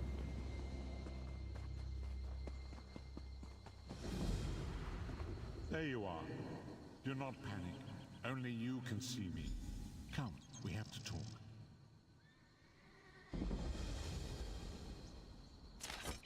For glory! Calling all adventurers, sell swords, and spell slingers, heroes, and ne'er-do-wells. You long for a greater challenge? Try your might at the battlegrounds, where a name of glory and go awaits you. We seek the greatest champions of the land for our contests of strategy and skill. Speak to Battlemaster Riven for more information. There you are, Vestige. We must speak at once. Hello. Listen well. I have located a safe harbor from which we might plan our course of action. You must meet me there. Where is a safe harbor? I awoke to choking ash in the air and the sounds of strife. I am in Morrowind, home of the Dark Elves, in a city called Davon's Watch. The harborage is a ruin in the cliffs west of the city. Yeah, I know where it's at. I'll find you there. Thank you. Okay,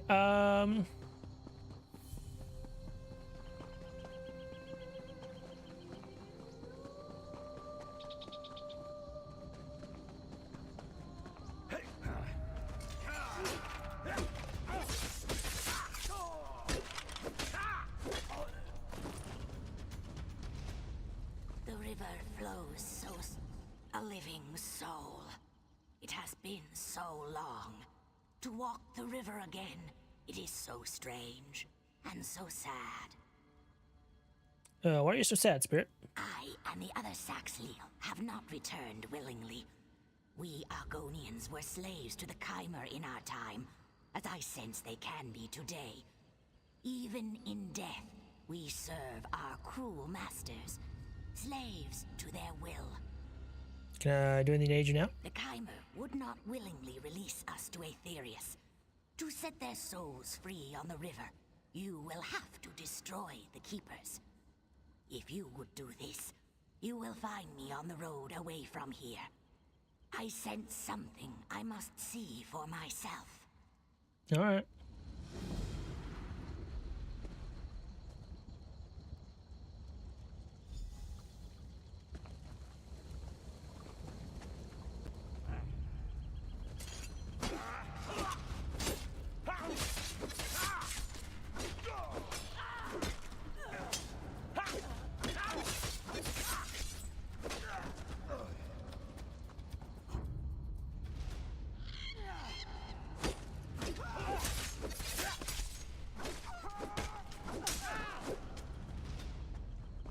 Hey, what is this though?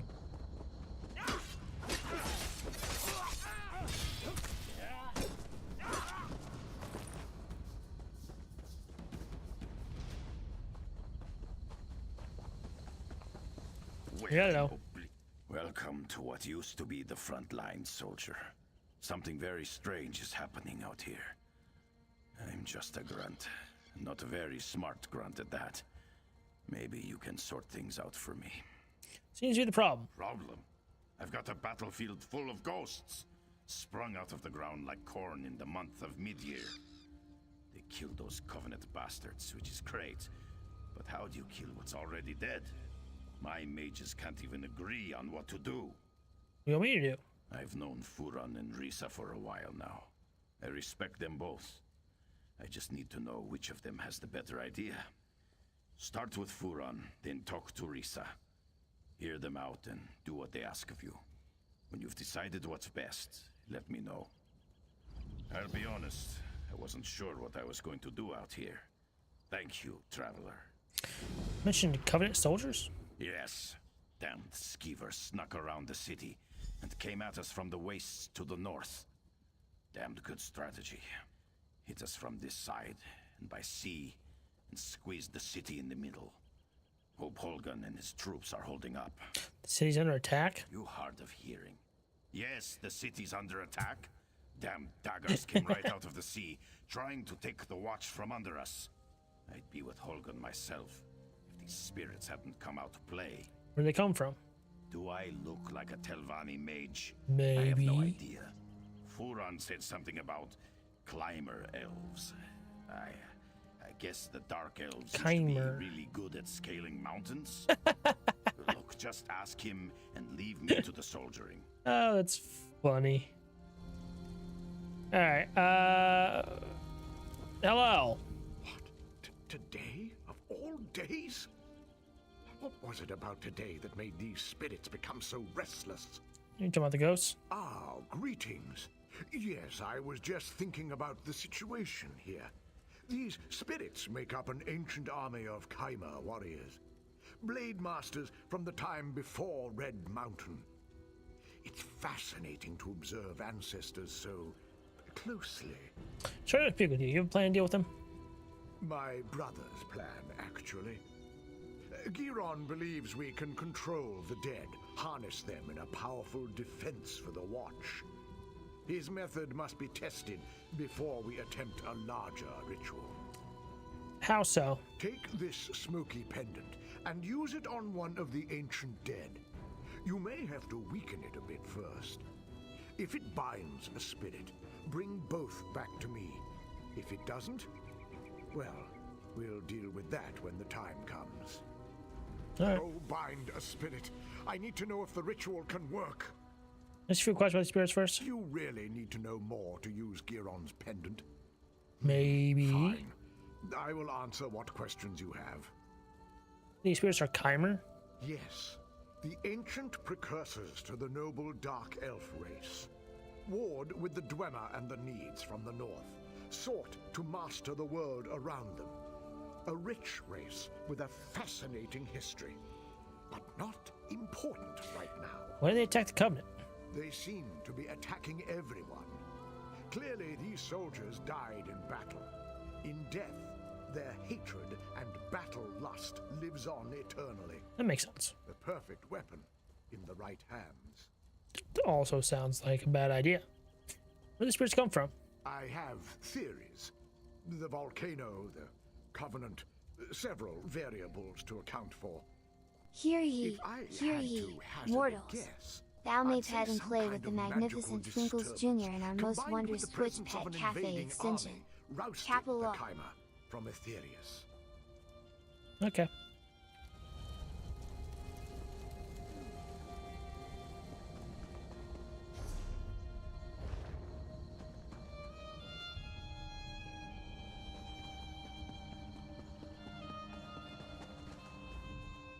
Look at that sky. Get you something while you admire the view? Yes, I need to sell things. So we'll sell this.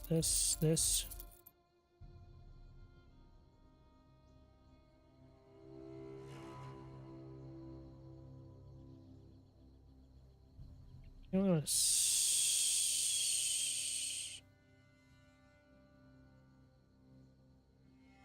get rid of that, sure.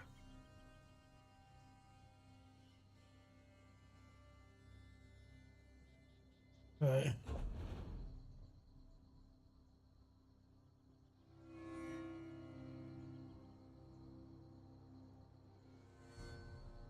Sure, I'll take that.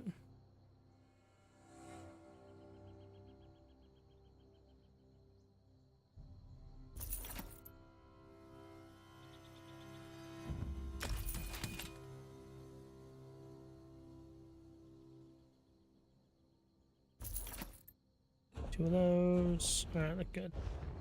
Thank you, sir. All right, free spectral slaves.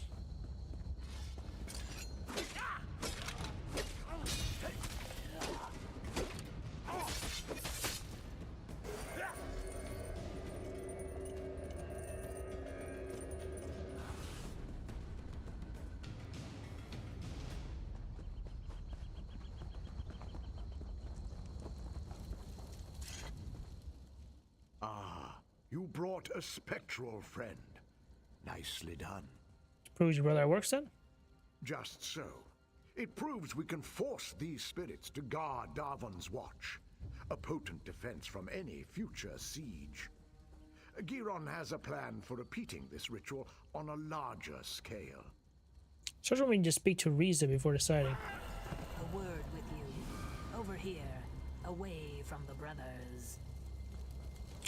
Yes. Please, talk with me. What the Ree brothers' plan is wrong. I was already leaning towards that. Enslaving the dead is evil. Furon does not understand this. As for Giron, I think he does not care. No problem. There is a better way. You have a different plan then? Just so. Take this talisman, use it, and learn how to free a spirit. They will cling to this world, so first, you must weaken them. When you have done this, speak to me again. All right.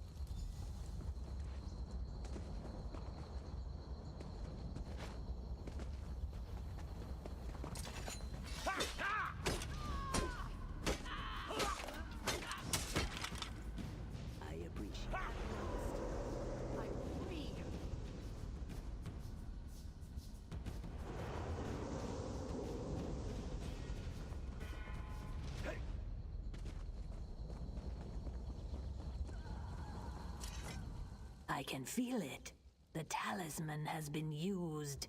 Yeah, the spirits seem to be faithfully be released. Spirits are not meant to be trapped. Furon wants to enslave them through magic, but that's torture to the dead. Freeing these spirits is the right path. Let's hear your words.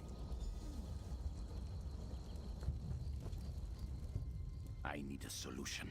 Stabbing spirits gets us nowhere. Any ideas?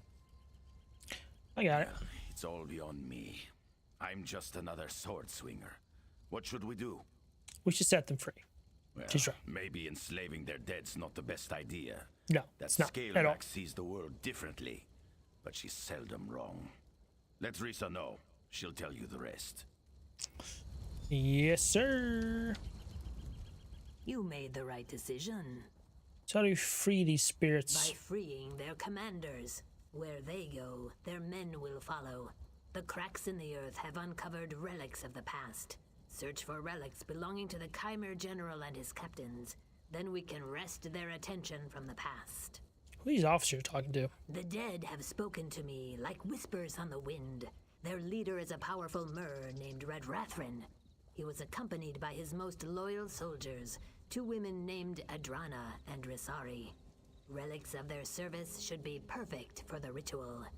So the relics, then what? I will meet you at a nearby Daedric ruin. It's the perfect space to complete the ritual. Find me there with the relics, and we will return these dead men to their rest. Whatever you say.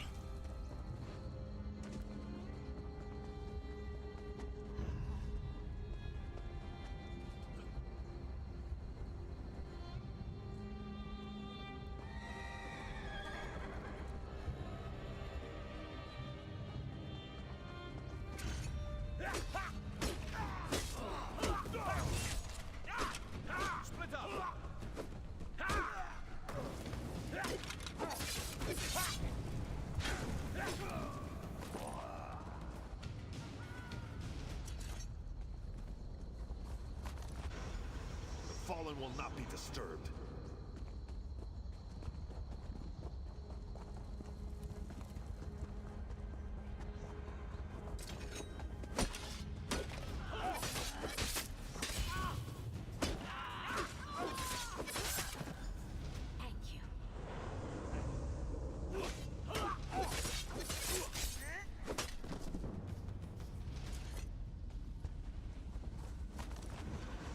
Why do you defile the dead?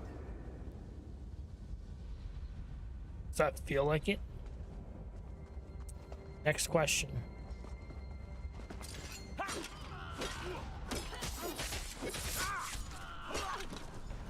Thank you.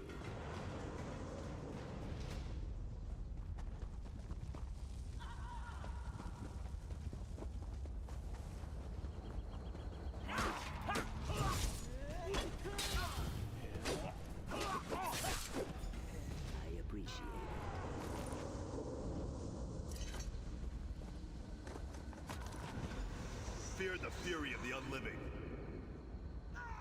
I don't think I will.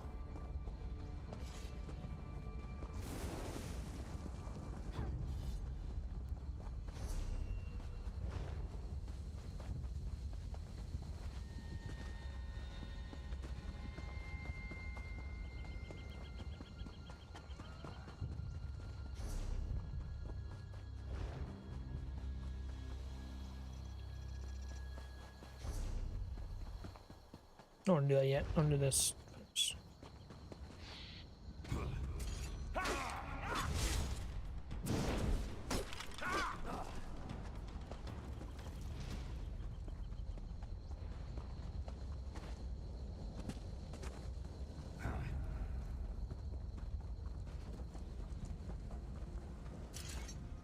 The smell of brimstone is strong in my nostrils.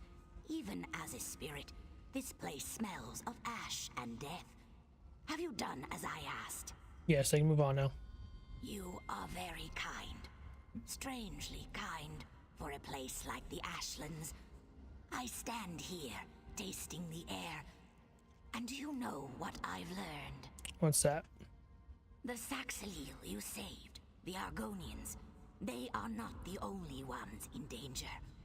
This pact forged in the wake of war is fragile. So fragile. Remember the history of violence against my people, and treat them well as you walk the river's edge. Thank you for the warning. My brethren are safe, and the Ashlands bubble with hope. I pass now down the river to swim in the currents of Aetherius. Go well in your own passage, traveler.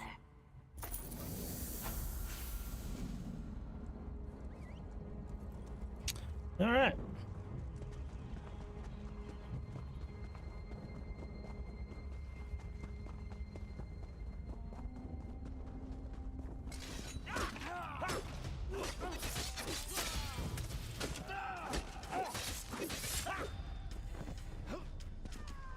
Let's see if we can put these spirits to rest.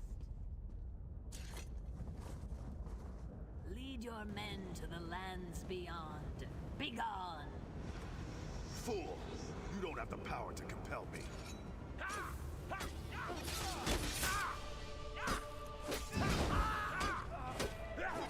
I think I do, actually.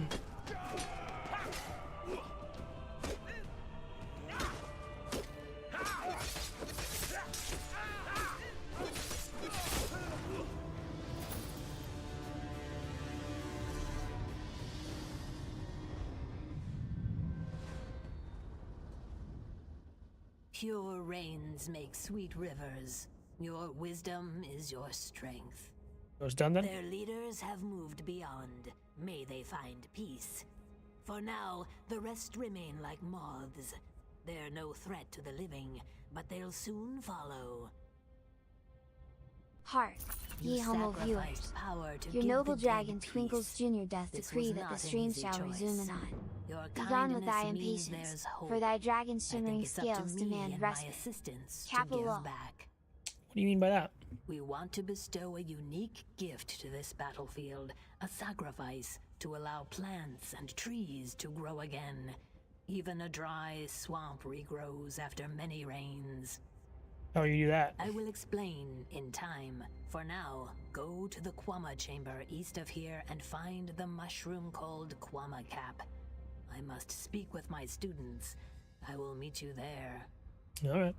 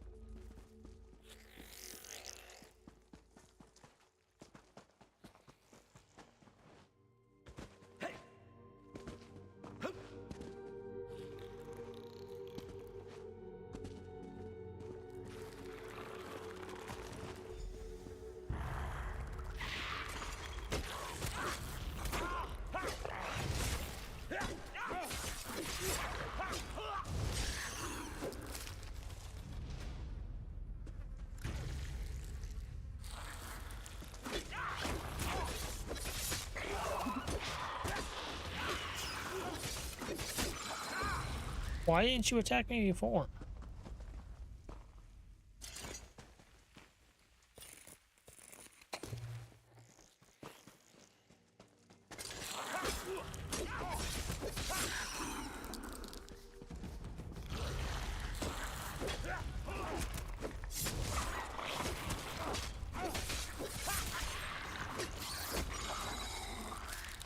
Also, how do I get out of here? What?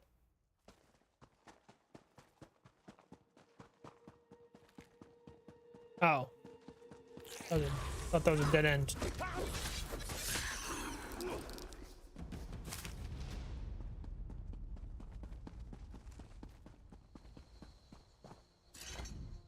You have the Kwama cap?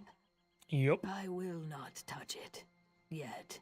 Please, take a piece to each of my students. They understand what must be done, and they are ready. After that, meet me at the southern mustering camp. What must be done? War has wounded this land. Now it is our turn to sacrifice, so the plain can heal. My students understand this, and are willing. Okay.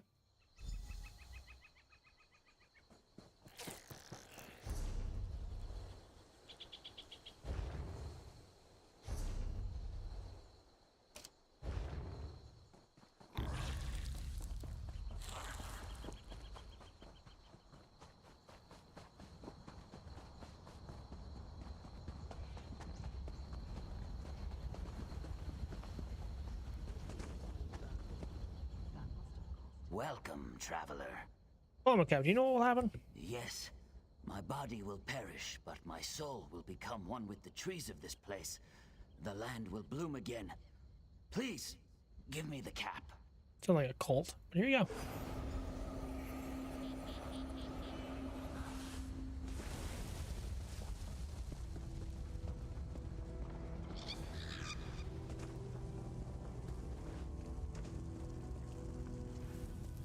I stand ready to assist Risa.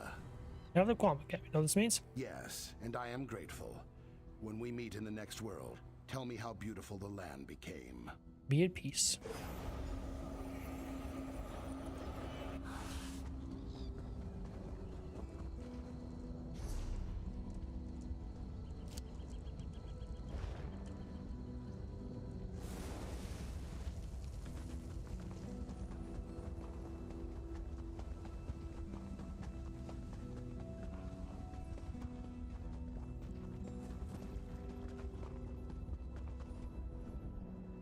They are brave, my acolytes. Now it comes to me. Our blood will be the water, our bones the soil. Here you go. I will make this gift, this sacrifice. Trees, plants, one day it will all bloom again. Blood is water, water is life. May the Hist embrace you. Okay, bye-bye now.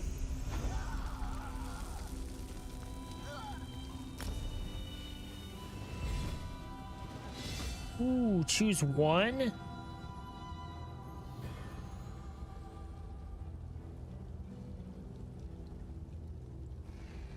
Oh boy, I could... Do I have weapon swap now? Is that what I just got? Yes, I just got weapon swap. Yeah, bow might not be a bad idea, actually.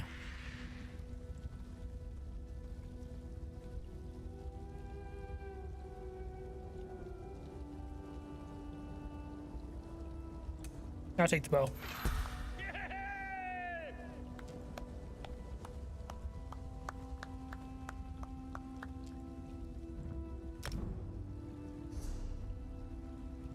Two skill points, eh?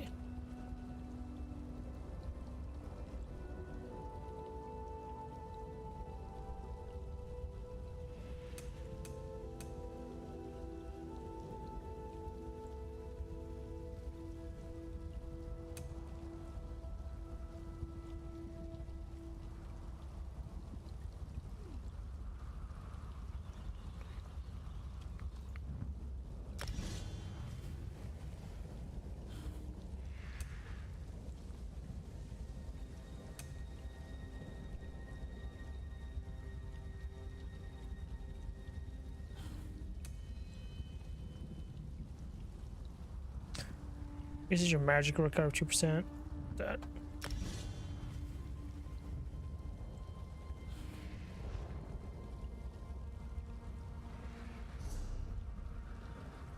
Now you put this bow here. Boop.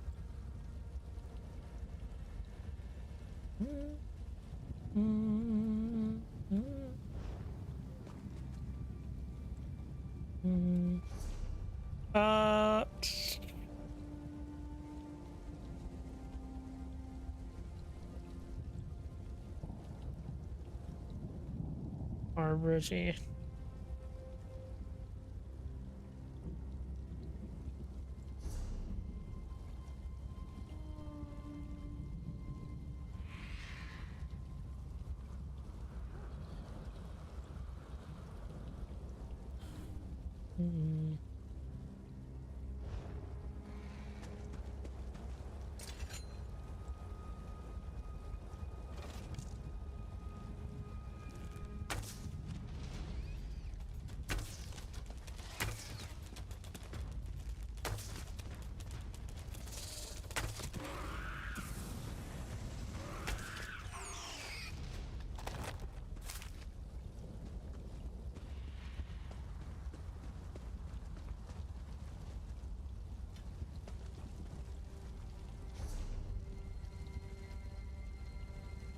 Ouch. Okay. So yeah, we'll go.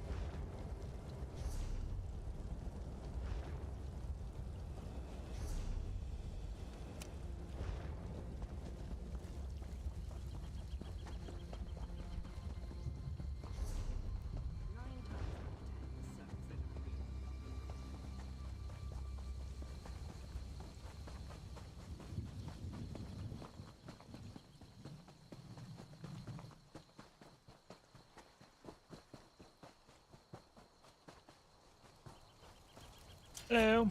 Welcome. You stand amidst the Circle of Champions, a guild formed to test the greatest fighters of the realm in games of skill. Do you have what it takes?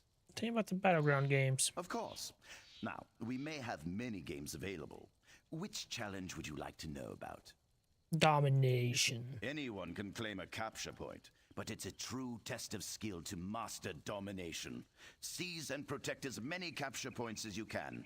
The team with the most territory in the end wins. In this game, you must dominate your rivals or be dominated. Kinky. Deathmatch. Team deathmatch has always been popular. All that ceaseless bloodshed really gets the heart pumping. Just go into the field and attack as many players as possible. The more hits you get in, the more points your team scores. That's some other games. Ever the curious one, eh? Good.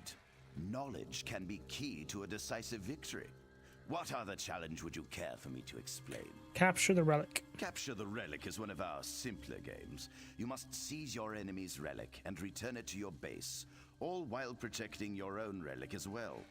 Teamwork is the key to victory in this game. I don't believe in teamwork. Strong defense and offense.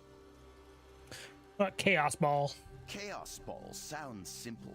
You grab the ball and hold on to it for as long as you can. The longer you last, the more points you earn. It gets a bit more complicated when you're also running for your life, dodging swords and spells from the other team. Makes sense. Crazy King. One of my personal favorites. Unlike our other games where you must stand fast, Crazy King gets the blood really flowing. In this game, the capture point keeps moving. Keep your feet quick and your shields up. Difficult to win when you're dead. Okay. Welcome. You stand amidst the circle. Yeah, I'm interested. Well then, let's see what you're made of. Participate in one of our games at any of our battlegrounds. Win or lose, doesn't matter. Just get your feet wet. I can offer you a greater challenge after you've learned the ropes. Great.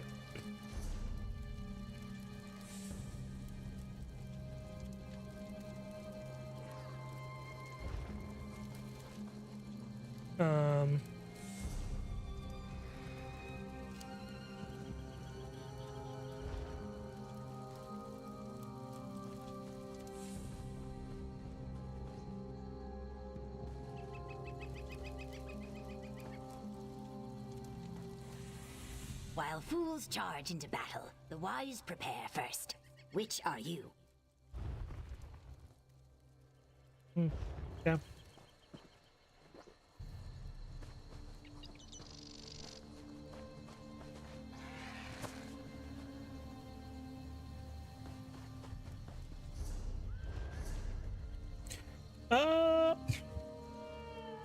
Okay, before doing anything else, I need, which I was trying to do earlier,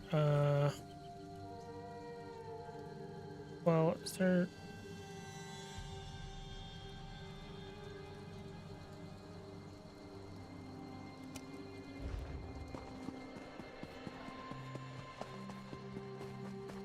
another quest and a, What do you want? many things. Okay. Go in here.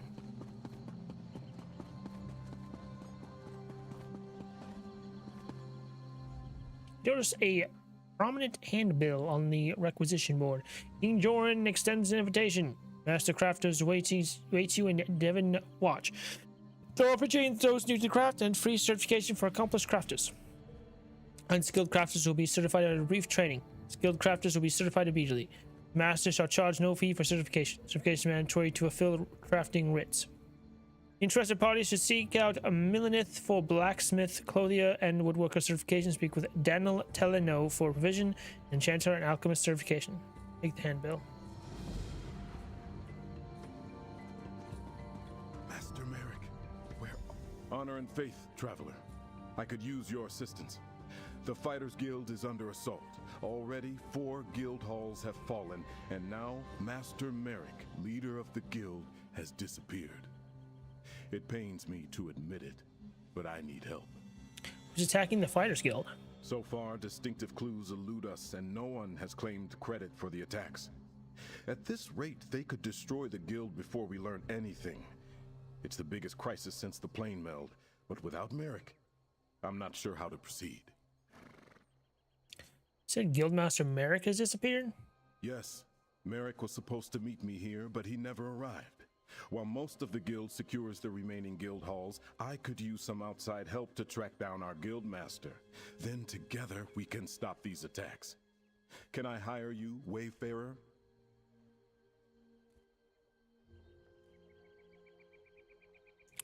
I'm in. I've received conflicting reports from trusted guild scouts.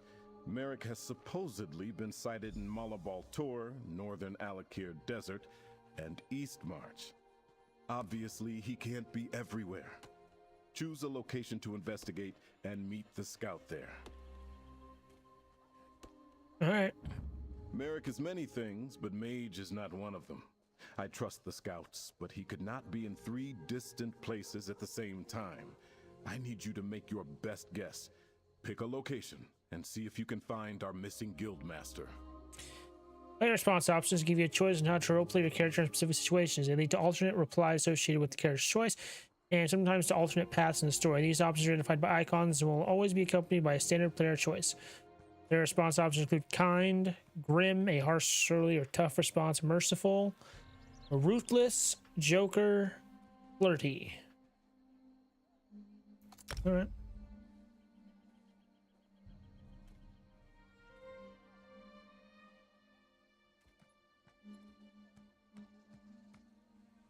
If you care so much, why aren't you out there trying to find him yourself?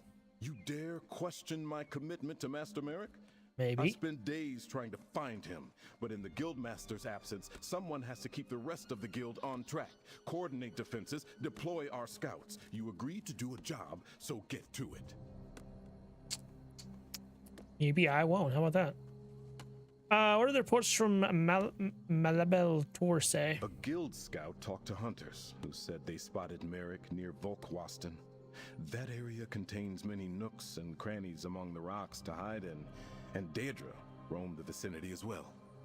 Do you think Merrick could be searching there? Tell me about the report from the Alakir Desert. Both Merrick and I know the desert well, but I have no idea why he would go there. Still, a guild scout claims to have spotted him in Sentinel's outskirts. If you decide this is the spot, I suggest you search for him among the cliffs there. A report from East March. A guild scout says Merrick was spotted outside Windhelm, a place of snow and ice, and Merrick hates the cold. Still, if some clue pointed here, he wouldn't let a little weather stop him. Do you think Merrick searches for our enemy in East March? Malaptorse again? A guild scout talked to hunters who said they spotted Merrick near Volkwaston. That area contains many nooks and crannies among the rocks to hide in, and Daedra roamed the vicinity as well. Do you think Merrick could be searching there? Go with that one. Weemy is a fast and faithful mount. She can get you to the location quickly. I'll send word to the guild scout. They'll meet you and help you search for Merrick. Then they can get word back to me while I follow up with the other reports.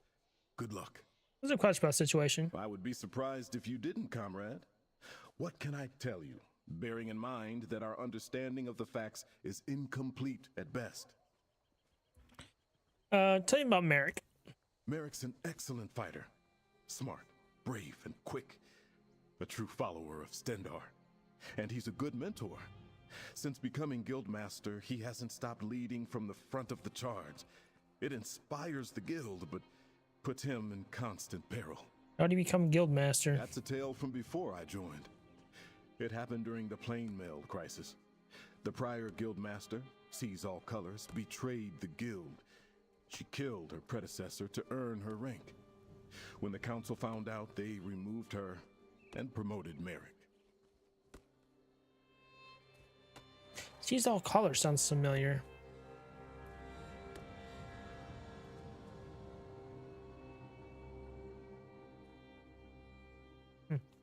And now Merrick's missing? We were following up on the attacks, but not getting very far. He sent me to file a report with the guild. Then I was supposed to meet him here.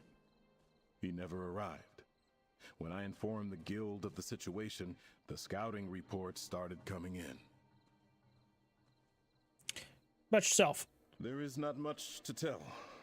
I suppose it's fair to say that I am a prince, the son and heir of King Faharjad of Hammerfell. After the events of the Plainmeld, my father suggested I learn more about the wider world, so I joined the Fighters Guild. Why the Fighters Guild? They fought well during the Plainmeld crisis, and they do not take sides in the ongoing Alliance War. Where better to hone my skills and learn about the world? Guildmaster Merrick took me under his wing. He is like a second father to me. Sounds like I care about the Guildmaster. I respect Guildmaster Merrick and care about all my guild comrades. Merrick is a hard taskmaster, but he is fair and honorable. He's taught me many and many things. It did not feel right to leave him, but he gave me a task and I had to complete it. Well, you know what the Guild Hall attacks? Devastatingly brutal affairs, and thorough. Not a single survivor, and we only found the remains of guild members. The attackers must take their dead, or they strike so fast that no one can react. But how were they able to get past the defenses? What do you mean? Guild halls are well defended. They're filled with some of the best fighters in all of Tamriel. Assaults at the entrances would create damage, but there's no evidence of such. It's like they walked right in and suddenly attacked from deep inside. How could that happen? Guildmaster Merrick and I were trying to figure that out. I can only assume that he discovered something and followed after it, which is why he isn't here. Something so urgent, he could leave no note. We need to find Merrick and get some answers. Okay. You've accepted a prologue quest, which is a gateway to stories reaching elsewhere in Tamriel. These quests can take you far afield in the world, so make sure you tie off any loose ends for embarking upon them. Oh, I will. Don't you worry. Wait, wasn't there? Okay, I'll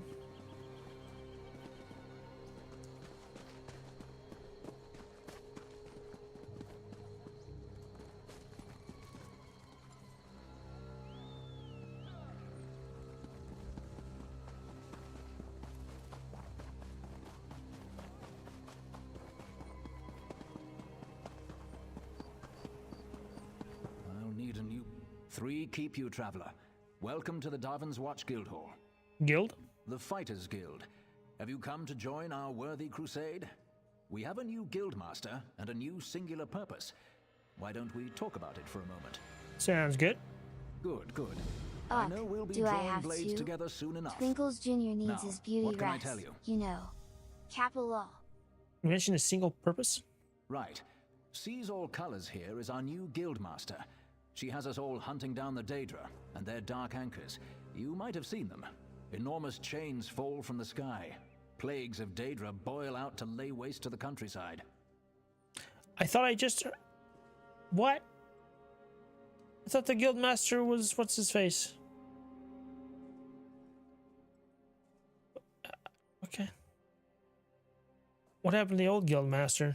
Guildmaster Jofnir passed away recently, and very suddenly.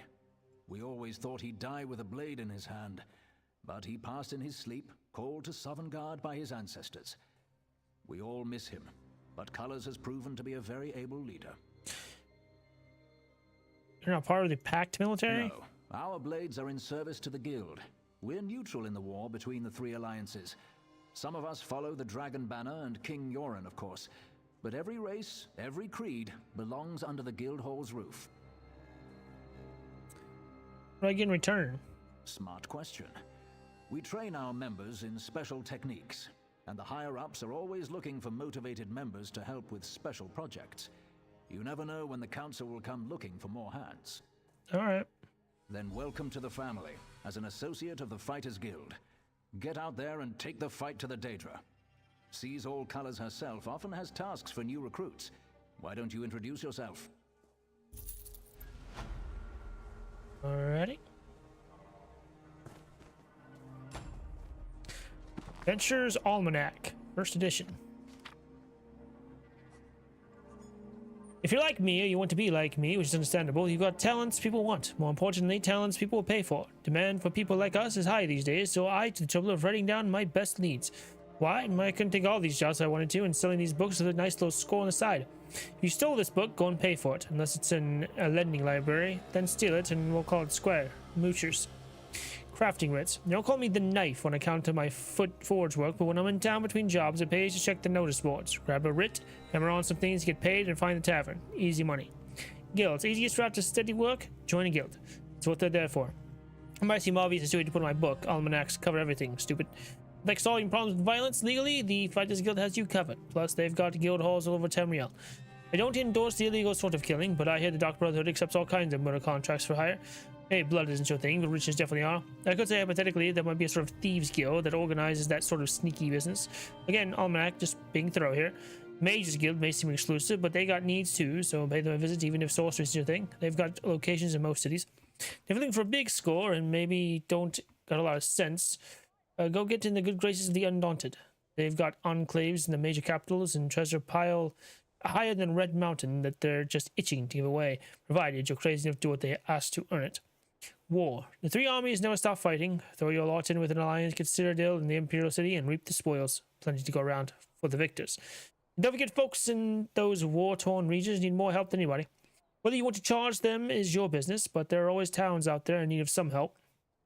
Regions of interest. Some places just have more need for people like us than others. I don't just visit Rothgar because it reminds me of home. Orsinium's got a big demand for tough types to go out and pacify the wilderness. While I can't say it's conventionally profitable, Craglorn is such a crazy place that half the time the stars are falling and the other is raining treasure. Don't forget to check the boards on the way out of town too, at least on the Gold Coast and in Hughes Bane. Bounties and all sorts of other odd jobs find their way into the boards from folks who aren't picky about who solves their problems. Last word. There you go. All the ways I know how to keep busy in this business. I'm not saying you got to do all this stuff every day, but you could if you wanted to. And don't value sleep. Don't go thinking you can buy this copy and be done with it. Times change, and when they do, Scordo the knife's going to write it down. Save up. Tips welcome. Comrade, we have need of you. Will you fight by our side? What you have in mind? The guild has accepted an unusual contract. We've agreed to eradicate Daedric anchors when they drop from the sky. Wherever they appear, Molag Bal's minions soon follow. What you have me do? As we speak, 2 of my guardians investigate rumored anchor sites. Merrick and Aleph are the best the guild has to offer. Meet up with them in the hills west of Davin's Watch. You can proceed from there. Let's see it done. I know you'll change the river's course, comrade. They're investigating the wilds nearby, above the starved plains. Contract you mentioned. Who placed it? A powerful benefactor. She hates that monsters can ruin the lives of everyday folk. Our benefactor has put gold behind her principles, and so we put our strength behind her cause. Tell me about these anchors. They are the tendrils of Cold Harbor, reaching into Nirn. The minions of Molag Bal erect dark shrines in his honor, landing sites for these horrors. The coin this contract brings is good, and in this time of trouble, we need a focus. A focus? Yes, I am new to my role as Guildmaster. The death of my mentor, Yofnir Iceblade, has been hard on the Guild. He was well liked among the rank and file. I hope the river has carried his soul where it wanted to go. Tell me more about Merrick. He's a proud Redguard warrior, one of our best, and a follower of Stendar. Merrick's full title is Resolute Warhorn. He's sworn to fight the spawn of Oblivion wherever they touch Tamriel. And Aleph, who is she? Proof that the Guild accepts all kinds. A Khajiit. She does as much damage with her wicked tongue as with her curved blade. Taciturn, rude sometimes, but a cunning fighter. Why is this still... A powerful benefactor. How is the contract unusual? The size of the task. Our benefactor has asked we call in every guildmate from the lowest associate on up. Every member of the Fighters Guild has been tasked with ending this Daedric corruption. Alright.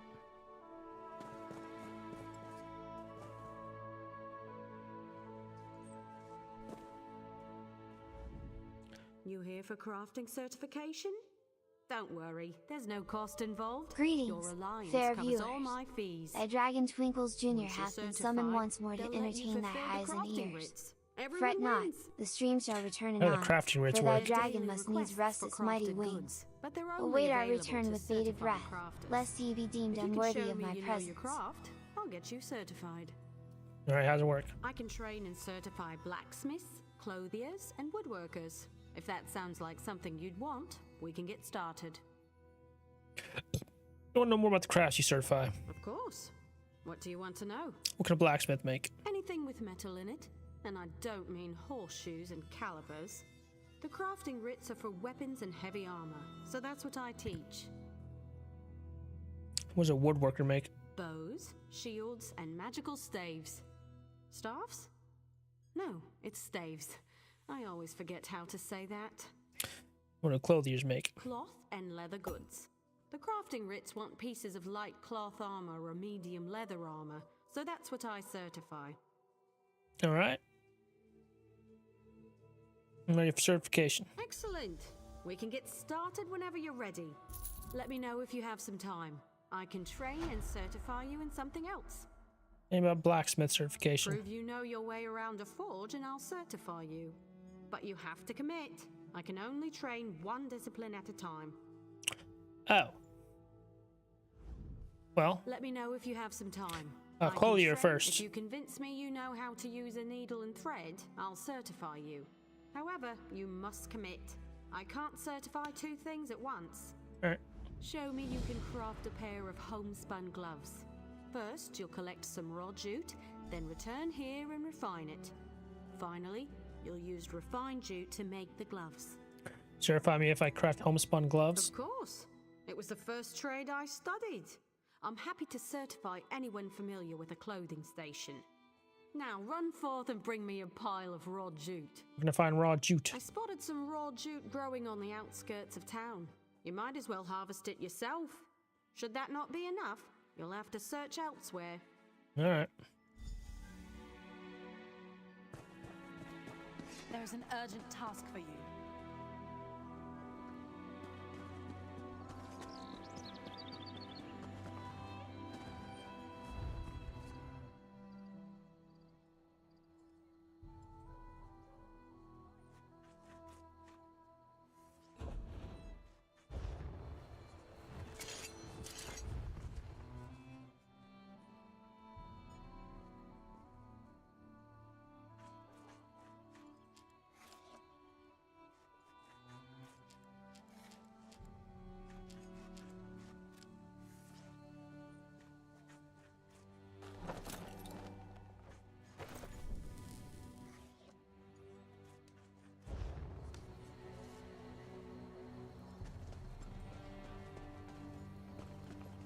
Where is...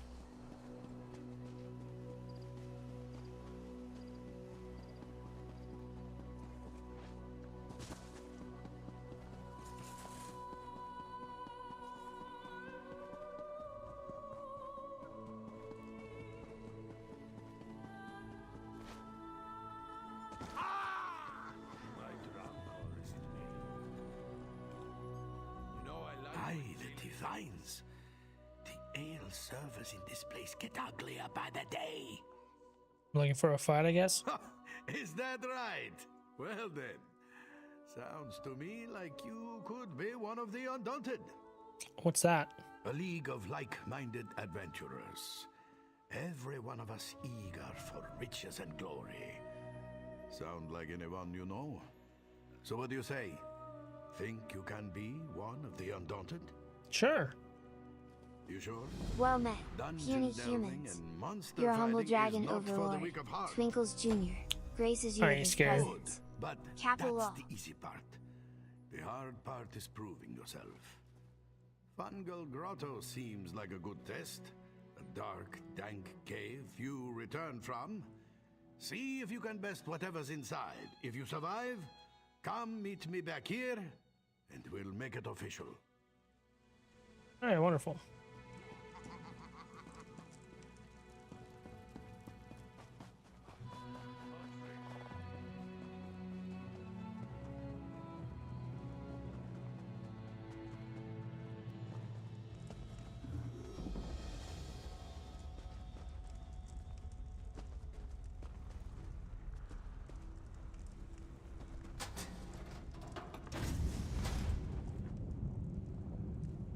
Ah, it's a portal.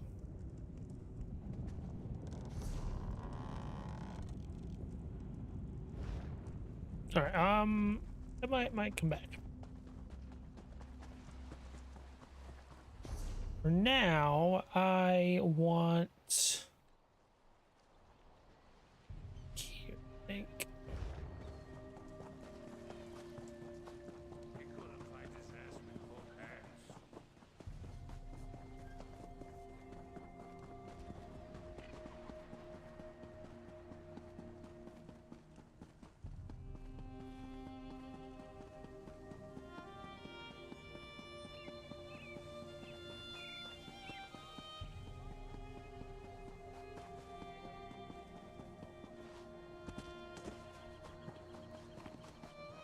Master Merrick, where are you?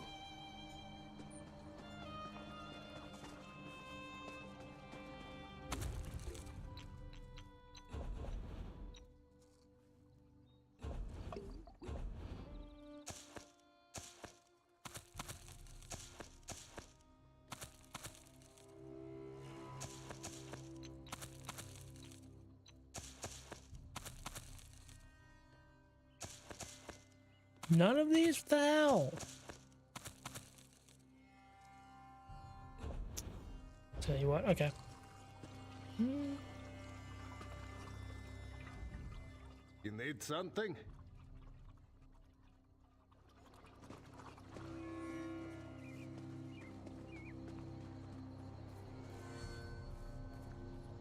They say anyone can cast, but few have real talent. I wasn't talented. Oh. After 3 months of training, Origin of the Mage Guild. By the Archmage Salarath. Viridian Edition. The idea of a collection of mages, sorcerers, and assorted mystics pooling their resources and talents for the purpose of research and public charity was a revolutionary concept in the early years of the Second Era. The organization then closest in aim and structure to what we know today as the Mages Guild was the Sigic Order of the Isle of Artaeum. At the time, magic was something to be learned by individuals, or at most within intimate covens. Mages were, if not actually hermits, usually quite solitary. The Sigic Order served the rulers of Somerset Isle as counselors, and chose its members through a complex ritualized method not understood by outsiders. Its purposes and goals likewise went unpublished, and detractors attributed the worst evils as the source of the Order's power. Actually, the religion of the old order could be described as ancestor worship, an increasingly unfashionable philosophy in the Second Era. when Venus Galerion, a Psychic of Artaeum and a student of the famed Lachesis, began collecting magic uses from around Somerset Isle, he attracted the animosity of all. He was operating out of the urban center of Firsthold, and there was a common and not entirely unfounded attitude that magical experiments should be conducted only in unpopulated areas. Even more shocking, Galerion proposed to make magical items, potions, and even spells available to any member of the general public who could afford to pay. No longer was magic to be limited either to the aristocracy or intelligentsia. Galerion was brought before Lachesis and the king of Firsthold, Rilis the 13th, and made to state the intentions of the fraternity he was forming. The fact that Galerion's speech to Rilis and Lachesis was not recorded for posterity is doubtless a tragedy, though it does afford opportunity for historians to amuse one another with speculation about the lies and persuasions Galerion might have used to found the ubiquitous organization. The charter, at any rate, was approved. Almost immediately after the guild was formed, the question of security had to be addressed. The Isle of Artaeum did not require forces of arms to shield it from invaders. When the Psychic Order does not wish someone to land on the Isle, it and all its inhabitants simply become insubstantial. The new Mages Guild, by contrast, had to hire guards. Galerion soon discovered what the Telmeric nobility has known for thousands of years. Money alone does not buy loyalty. The Knightly Order of the Lamp was formed the following year. Like a tree from an acorn, the Mages Guild grew branches all over Somerset Isle and gradually the mainland of Tamriel. There are numerous records of superstitious or sensibly fearful rulers forbidding the guild in their domains, but the heirs eventually recognized the wisdom of allowing the guild free reign. The Mages Guild has become a powerful force in Tamriel and a dangerous foe of a somewhat disinterested ally. There have been only a few rare instances of the Mages Guild becoming involved in local political struggles.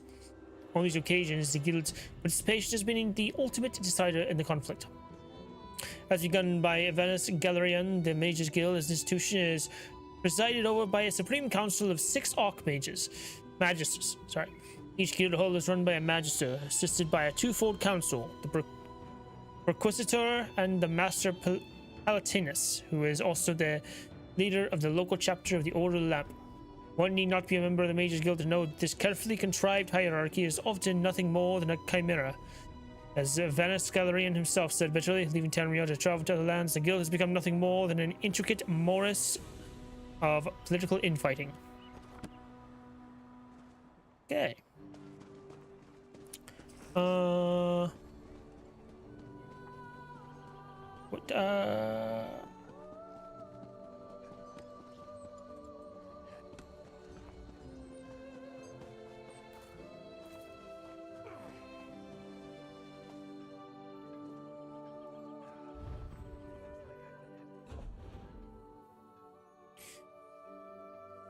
Start here.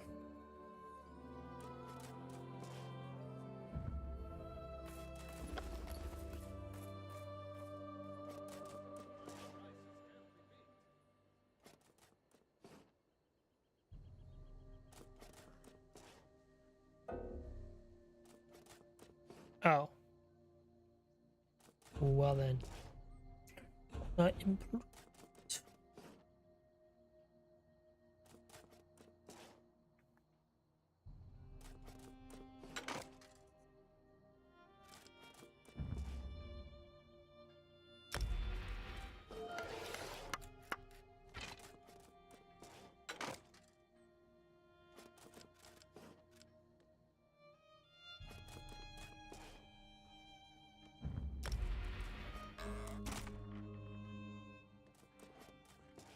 Okay, deconstruction.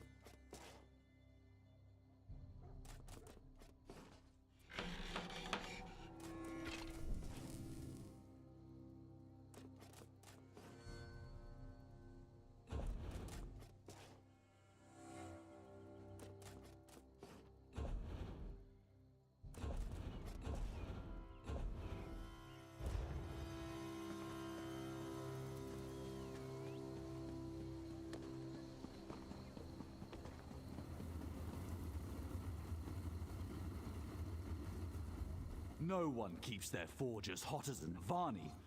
You'd have to journey to the heart of Ash Mountain to find a fire this. I do not care.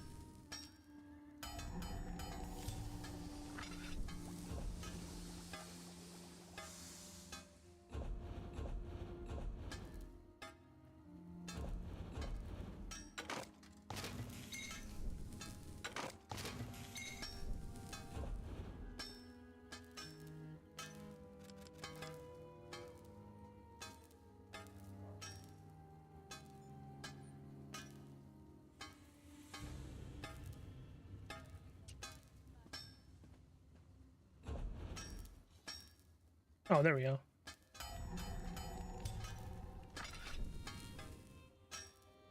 All right, cool.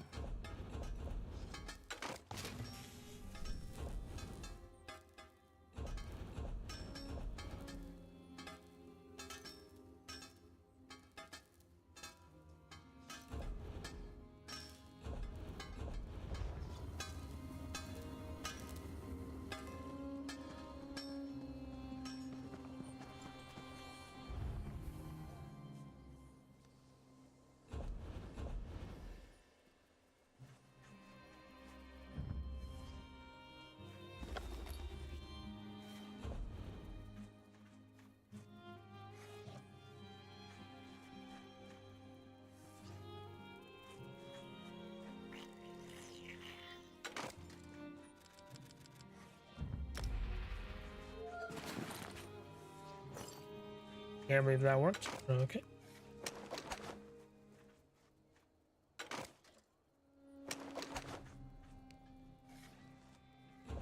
For this.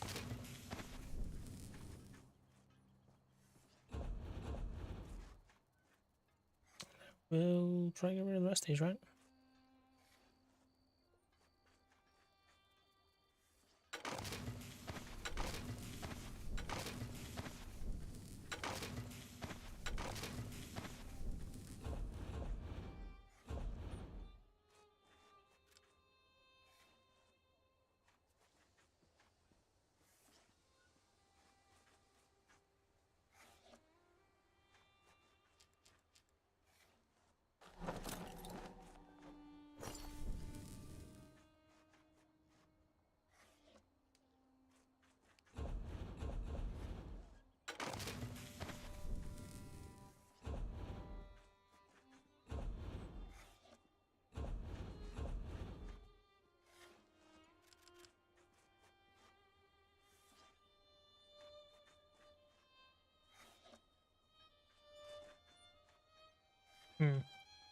Yeah.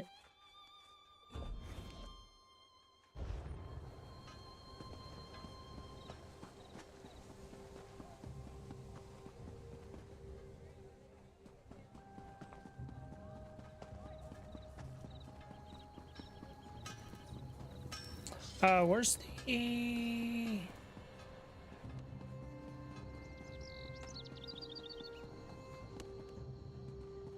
Get that woodworking, alchemy, where's the...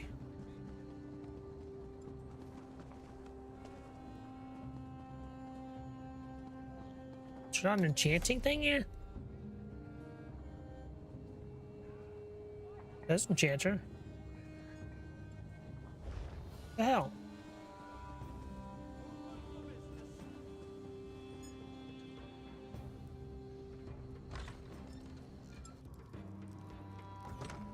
Oh, okay. Do I have anything I can use? No? Okay. Right? Wonderful.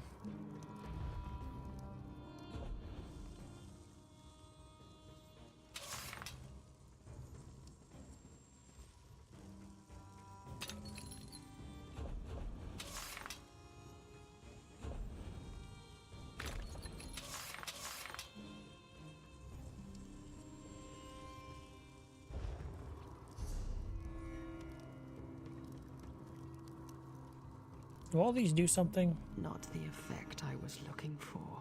Yeah, that's right, fine.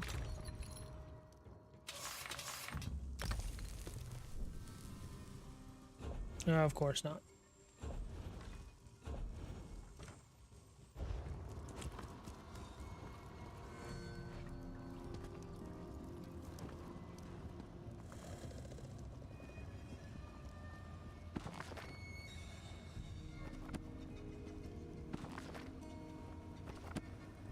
Oh my, that's pleasant. Oh, crafting. Cool.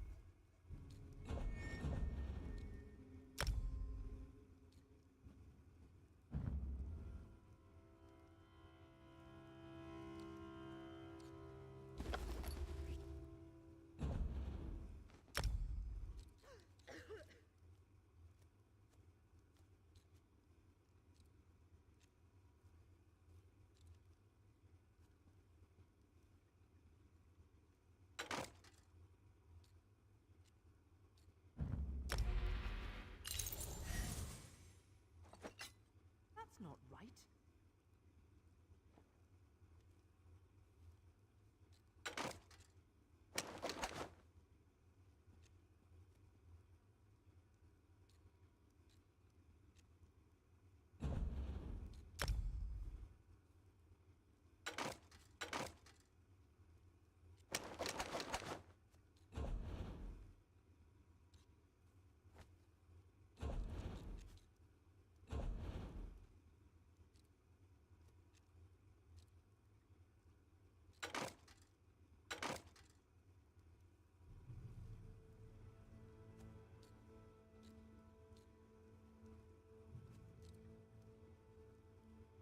I have two of these? I hope so.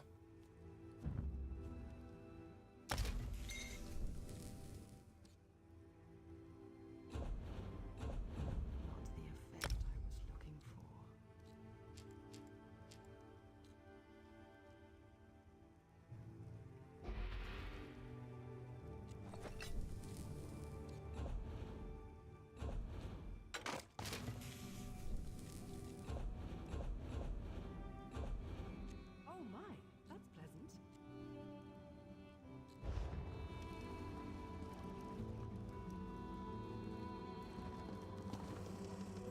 Okay.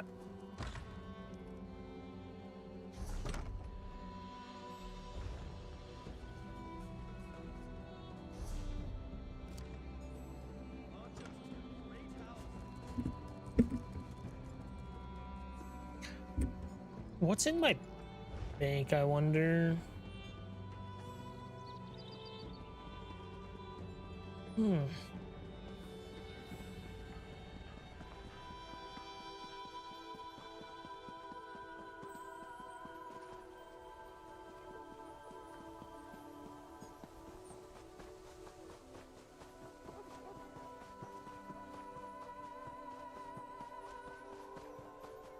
This quest inside of here?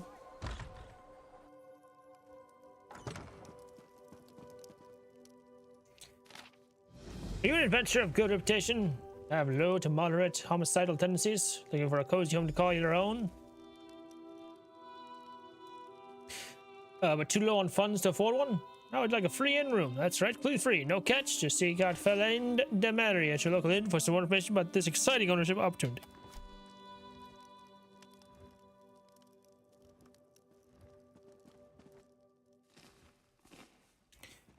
Okay. How can I help you? What is this building? This is House Hlalu's treasury. Darwin's Watch Branch. We securely store any items of money you wish to entrust to us. Oh, I have to return here to get my items? By Vivek, no. What a bother that would be. No, you can recover your stored items or gold in any treasury in the Ebonheart Pact. There's a branch in the largest city of every province. You've been robbed? We operate under the protection of the living gods, Armalexia, Vivek, and Sothasil. No one takes anything from our care without permission. And to pay for your services? You can buy additional storage space, but we don't charge to store your possessions. Maybe they'd try that sort of racket in the Covenant. The Tribunal Temple won't allow it in our lands. Welcome to the Hlalu.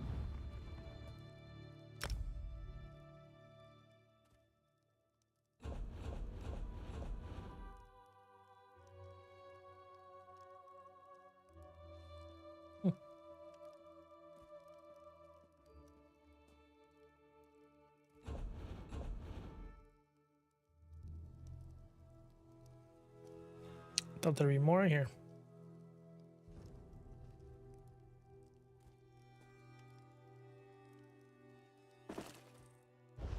Why is it red though?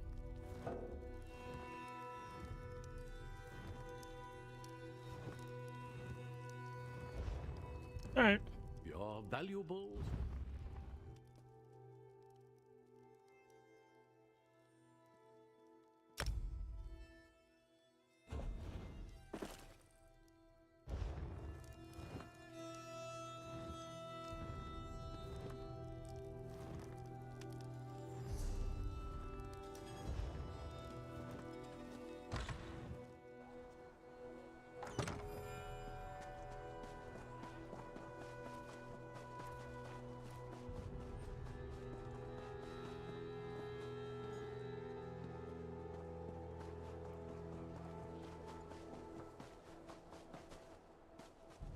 The hell, where is this at?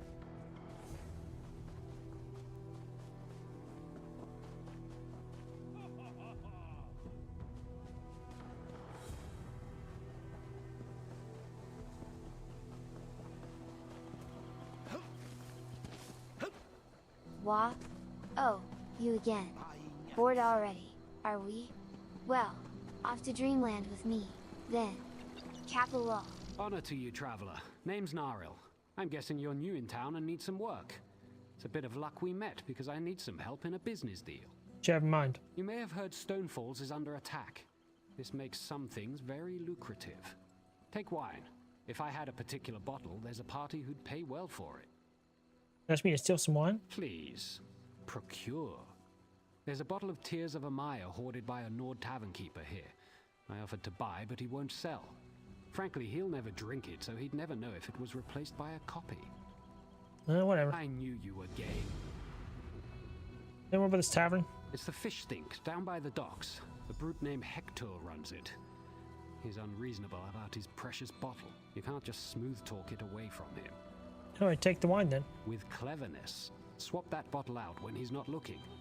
He probably can't tell the difference between good wine and swill. Alright. I knew you were game.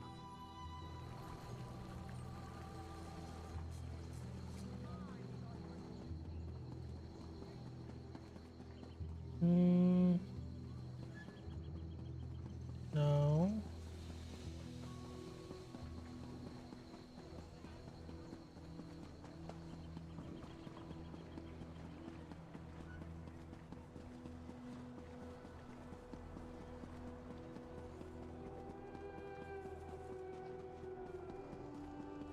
March into the great houses. Where was I?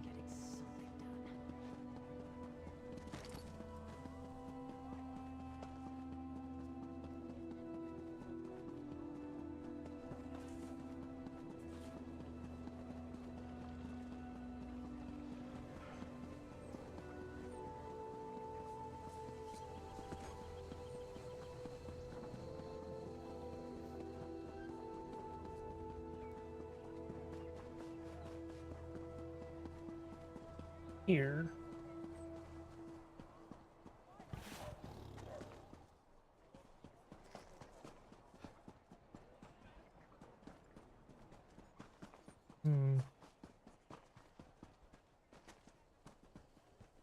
Mage's Guild. What the hell?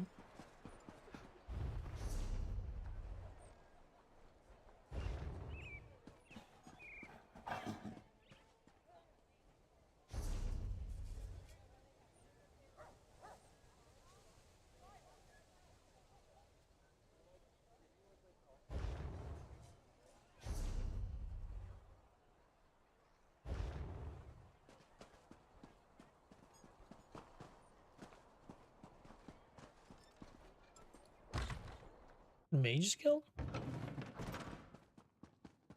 Ah. Okay. I never knew that about niches. Have to try that next time I'm in the field. Honor to you, Sarah. Welcome to the Mage's Guild Hall. I realize that our presence here in the temple is unconventional, but I'm afraid that our former hall was razed just recently. One does what one must, yes? Have you come seeking membership? The Mage's Guild? Yes, of course.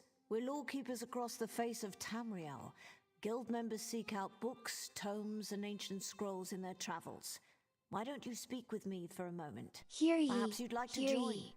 Your noble Let's dragon talk. Twinkles It's a Jr. pleasure commands to you to speak with cease your another incessant knowledge chatter, seeker. for an ad Guild break Master doth Varus approacheth. will be pleased. Fret not, my scaly self shall return anon to grace thy You tell me eyes about with the my Mage Guild. magnificent Book hunters presence. of a sort. We Prithee, seek out await new my return with information, bated capture breath. it in our libraries, Capital and make up. copies for distribution across Tamriel.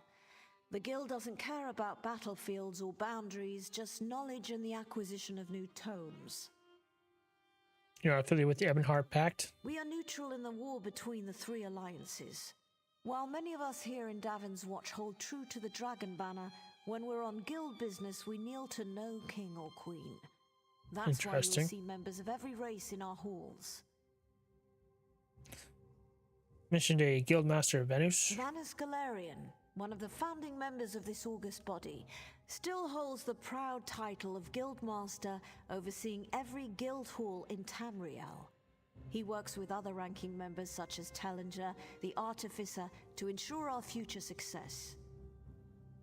What do I get in return? We provide training in unique spells and abilities only available to members, and from time to time projects crop up for those with an adventuresome spirit. You may end up working with the Guildmaster himself. Ooh. Wow.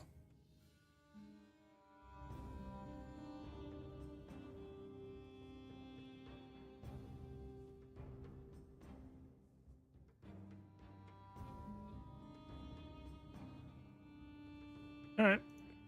Excellent. Welcome to the Mages Guild. I suggest you begin by talking to Velast, our mistress of Incanabula.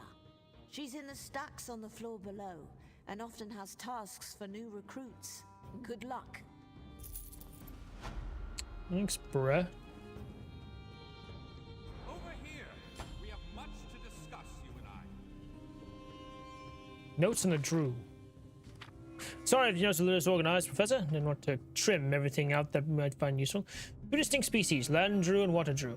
Both were once common throughout Vardenfell, Ebonheart, and the surrounding waters. They've been driven out for the last few centuries and only exist now in isolated pockets. Some accounts assert there are two varieties of land drow, while others maintain these are but male and female versions of one kind of creature. Legends tell of civilized land drew colonies, which supposedly raised herds of mud crabs as food stock. These colonies were also purported to have built those stone cannon houses and structures. No evidence of such advanced Drew behavior exists today. Drew are omnivores and have been witnessed consuming mer flesh. Drew are capable of channeling some form of shock energy through their bodies. Most scholars agree there's a natural adaptation, not magical in nature. The land Drew carapace is naturally sturdy and can deflect most attacks from common weapons. No known language or communication abilities. Nesting habits are not well documented, but we do know the land Drew encase their egg broods in mud. Nothing is known about water Drew nesting or egg-laying behavior. Some fisherfolk are known to gather land Drew eggs from the creature's mud nests, though it is obviously a rather dangerous occupation. If there's no information, I'll begin the niche research tomorrow.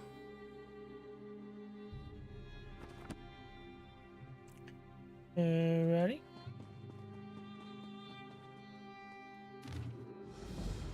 To any able and willing adventurers, House Ravenwatch seeks brave adventurers to investigate a possible threat invading our lands. We need assistance to look into the resurgence of the Grey Host. Want to combat this threat or simply earn a handsome reward? Find Gwendis, agent of the Raven Watch outside Evermore in Bangkorai. Another prologue quest.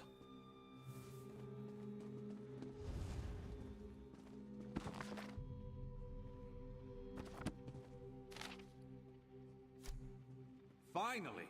I'm glad to see that my calculations and speculations proved correct. I assumed you'd eventually show up here, and as usual, the Great Mage was right. Now, come closer. We have much to discuss, you and I. Oh, do we? I recently received a message that was apparently meant for you, from an oracle.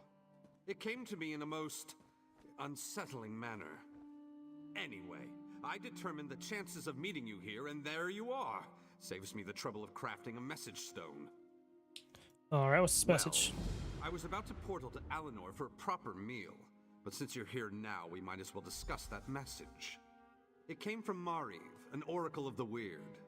I usually avoid soothsayers, but Mariv possesses a genuine talent.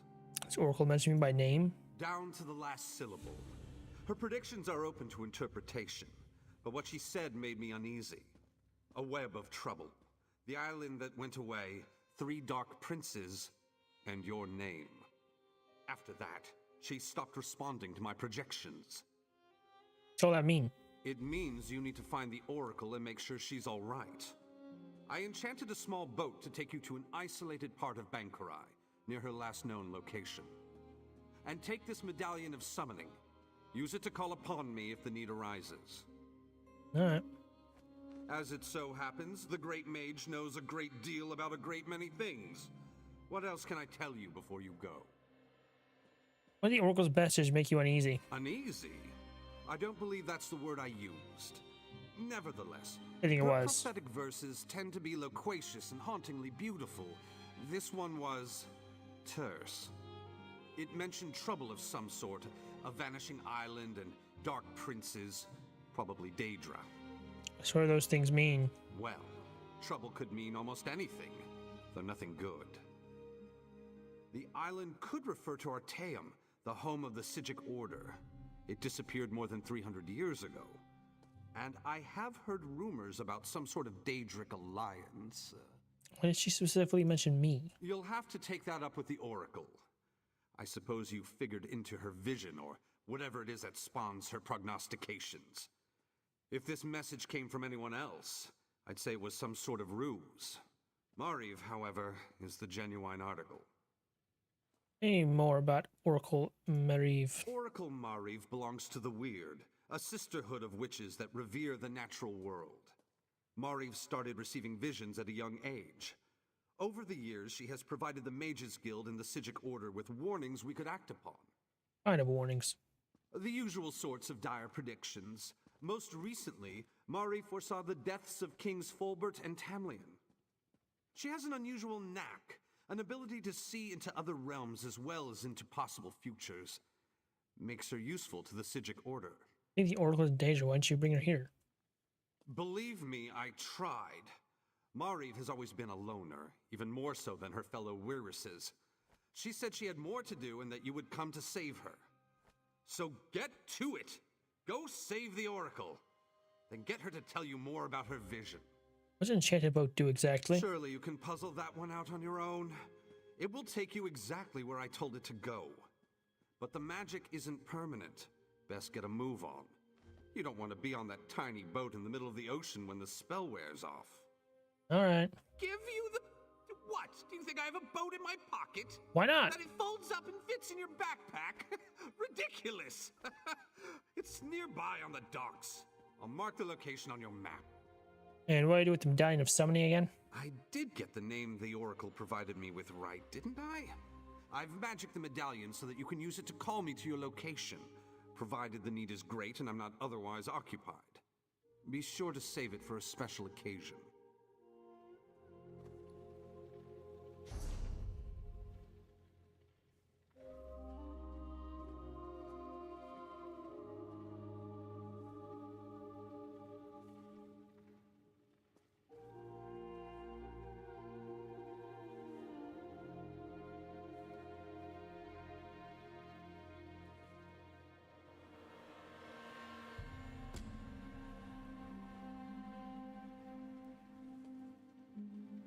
Okay, and then there was the...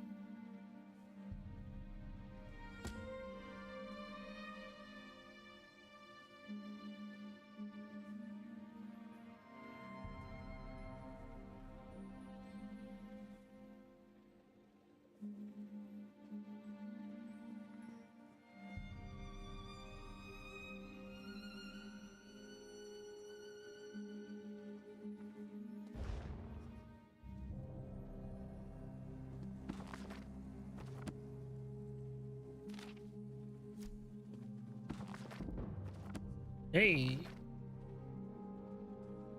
Boyer and Fletcher.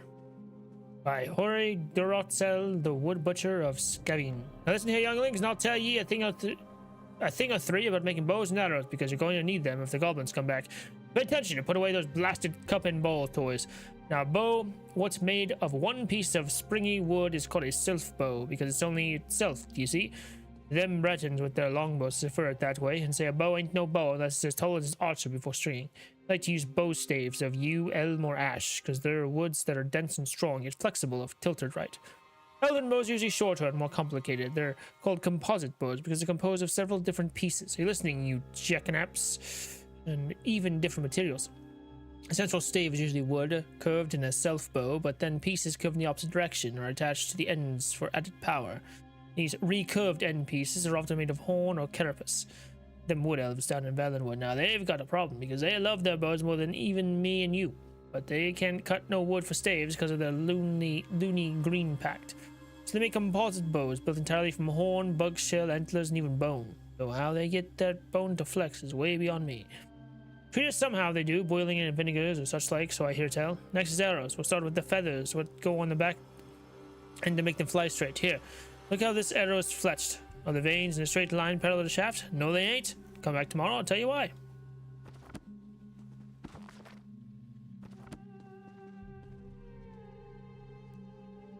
Rulin Terrier's notes.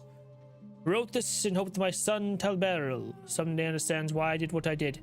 Learning prop magic is something they teach you here at the guild, but it is not the only way. There is so much knowledge that is traditionally forbidden by the decrees of those who fear true power and those who wield it. Know that there are places beyond Tamriel where the cunning and the wary can go to learn forgotten spells. I speak of the Plains of Oblivion. The sea of limitless dimensions contains an endless series of islands. Some are controlled by the mighty Daedric princes, others are loosely connected to one minor Daedra lord or another. On these islands, creatures dwell who possess secrets out of time. Some are there of their own volition, but others are banished there for crimes either heinous or imagined. If you're reading this, tell Burial, know that I found one such place long ago. Know that it is not far from the city in which you now sit within a tiny cave by the docks. It's called the Crow's Wood. Son, if you decide to follow me, bring all of your cunning with you.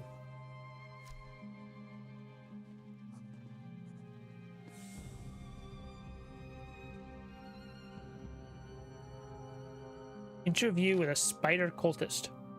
Cult of the Spider is an outlawed form of worship honoring the Daedric prince Methala, more properly known as the Anticipation of Vivek. Notoriously secretive, the cult's methodologies and practices have been largely a mystery to those outside its embrace until now. My research into the cult's existence submitted a unique opportunity, a private interview with one of its members. So tell me, how did you come to be a member of the spider cultist? As it is with all things, the weavings of her web led me to the spider's embrace. Queen Methala herself recruited you. Is the fly recruited in the spider's web? No, I could have so much avoid this fate as to avoid my own mortality. Interesting. Let's talk about your fellow enthusiasts for a moment. What can you tell me about the other members of your cult? Can't share their names, but I could tell you what they do. We have a leader called the Widow. She gives us our purpose and communes with the spinner herself. Sometimes these purposes require killing. Such responsibilities fall to our death weavers, who carry out the act in accordance with the spinner's will. The rest of us are labeled scuttlers as we hurry along more discreet paths to weave our master's web. Fascinating. You ever killed anyone in the name of your master? Not yet. Is there any truth to the claim that spider cults are little more than debauched orgy clubs? There is some truth to that, yes. Oh, would you care to elaborate? Induction and copulation are powerful tools. Often, induction into the cult requires a member to engage in such activities with the widow or a designee. Some webs are more zealous about this practice than others. I see. How exactly would a prospective member apply? Is it for your research? Naturally. How unfortunate. I could share that information with you, but only if you are actually going to join us. Oh, well, it's not one of the questions. Ah, the question. Perhaps this is all part of Mephila's plan, eh? Part in a web, as it were? Cultists, I believe this interview is over.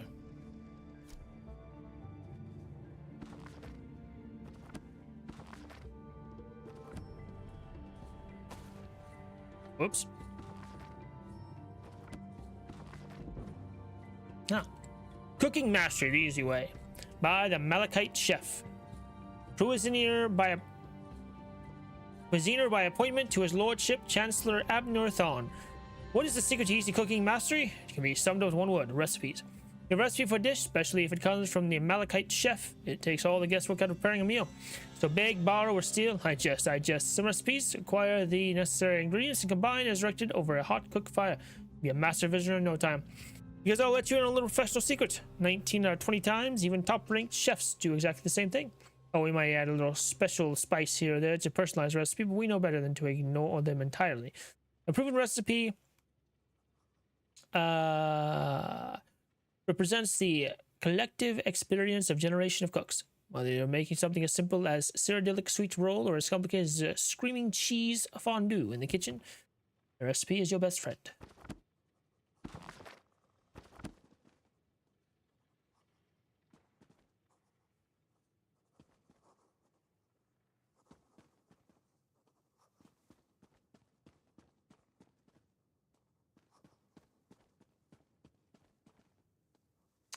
Alrighty.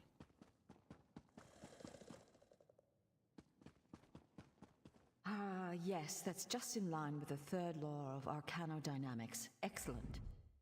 Well met, Adept. I believe I may have a task for you. Uh-huh. New members of the lifeblood of the Mages Guild, especially for retrieval missions. I've received word about a possible store of ancient knowledge in a ruin nearby. I'd like you to retrieve it for me. Where at? West of here, on the coast near Ash Mountain, lies a Dwemer ruin, the Inner Sea Armature. If you please, investigate the ruin and bring back any interesting books you can find. Alright.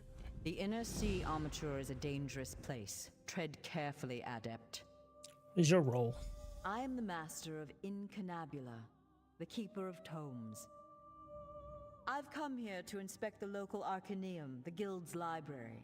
I've dedicated my life to expanding our Guild's knowledge. Standards must be kept. I learned about these books. We have ears everywhere, Adept. An intelligence report fell into my hands that mentioned these tomes. I thought the Guild was neutral. We are neutral in the war for Cyrodiil, and proud of it. That doesn't mean we don't take an interest when the hidden armigers notice something. Hidden armigers? The intelligence arm of the Ebonheart Pact. Rumor is that there used to be an alchemy group from within House Telvanni who jumped ship. Now they answer to King Yoren personally, and the Aid only knows what they get up to. What's in these books? I don't know. It's always a delicious mystery cracking open a book for the first time. They could be anything from ancient recipes for stew to high arcana, even racy journals penned by elven poets. All right.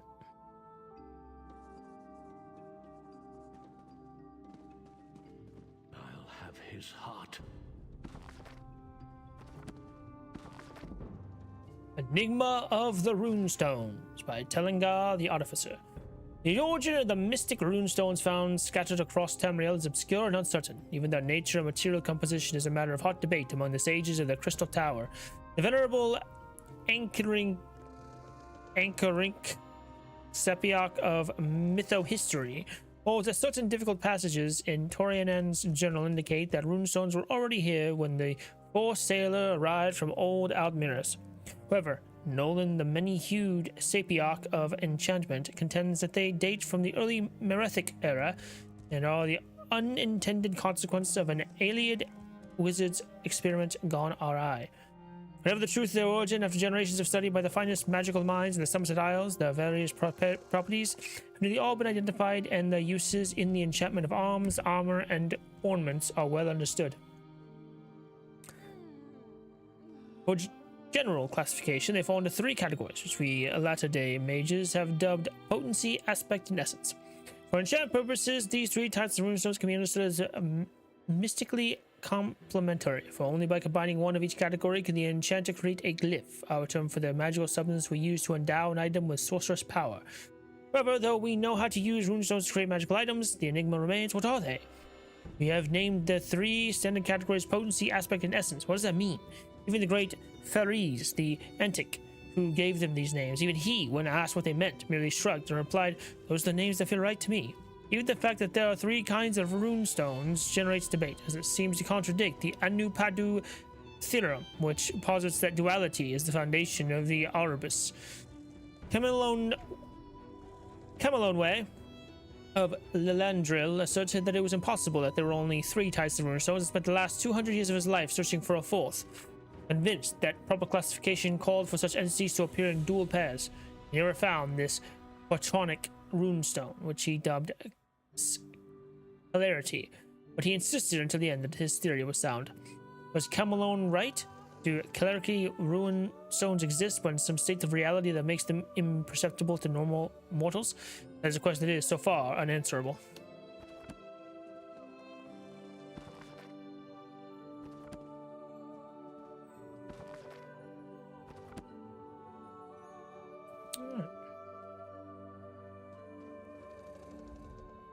Stranger, I'm bold to ask, but have you met a man named Denthis Ramori in the neighborhood?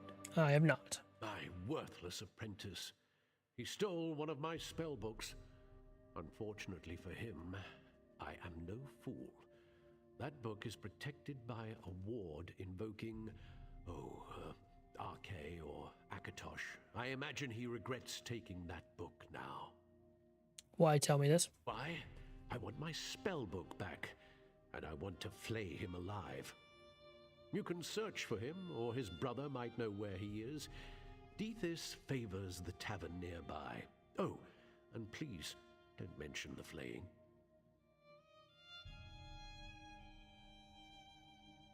Okay.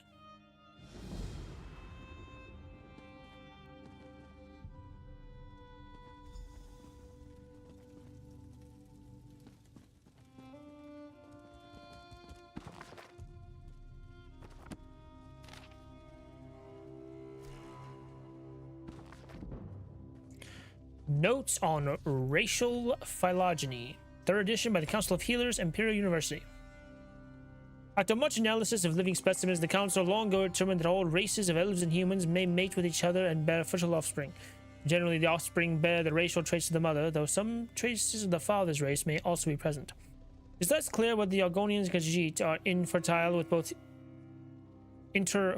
with both humans and elves. Though there have been many reports throughout the eras of children from these unions, as well as stories of unions with Daedra, there have been no well-documented offspring. Khajiit differ from humans and elves not only their skeletal and dermal physiology, the fur that covers their bodies, but their metabolism and digestion as well. Argonians, like the Drow, appear to be a semi-aquatic troglophile form of humans, though as it is by no means clear whether the Argonians should be classified with Drew, Men, Mer, or, in this author's opinion, certain tree-dwelling lizards in Black Marsh. Reproductive biology of orcs is at present not well understood, and the same is true of goblins, trolls, harpies, Drew, Taiski, Imga, various Daedra, and many others.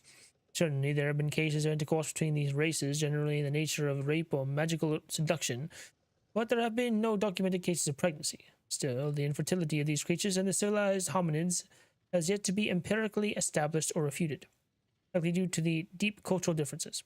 Surely a normal Bosma or Breton impregnated by an orc would keep that shame to herself, and there's no reason to suppose that orc maiden impregnated by a human would not be likewise ostracized by her society.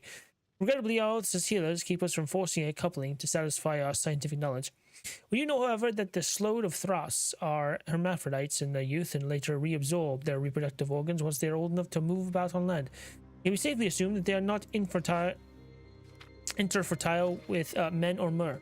One might further wonder whether the proper classification of these same races, to use the imprecise but useful terms, should be made from the assumption of a common heritage, and the differences between them have arisen from magical experimentation. The manipulations of the so-called earth bones, or from gradual changes from one generation to the next.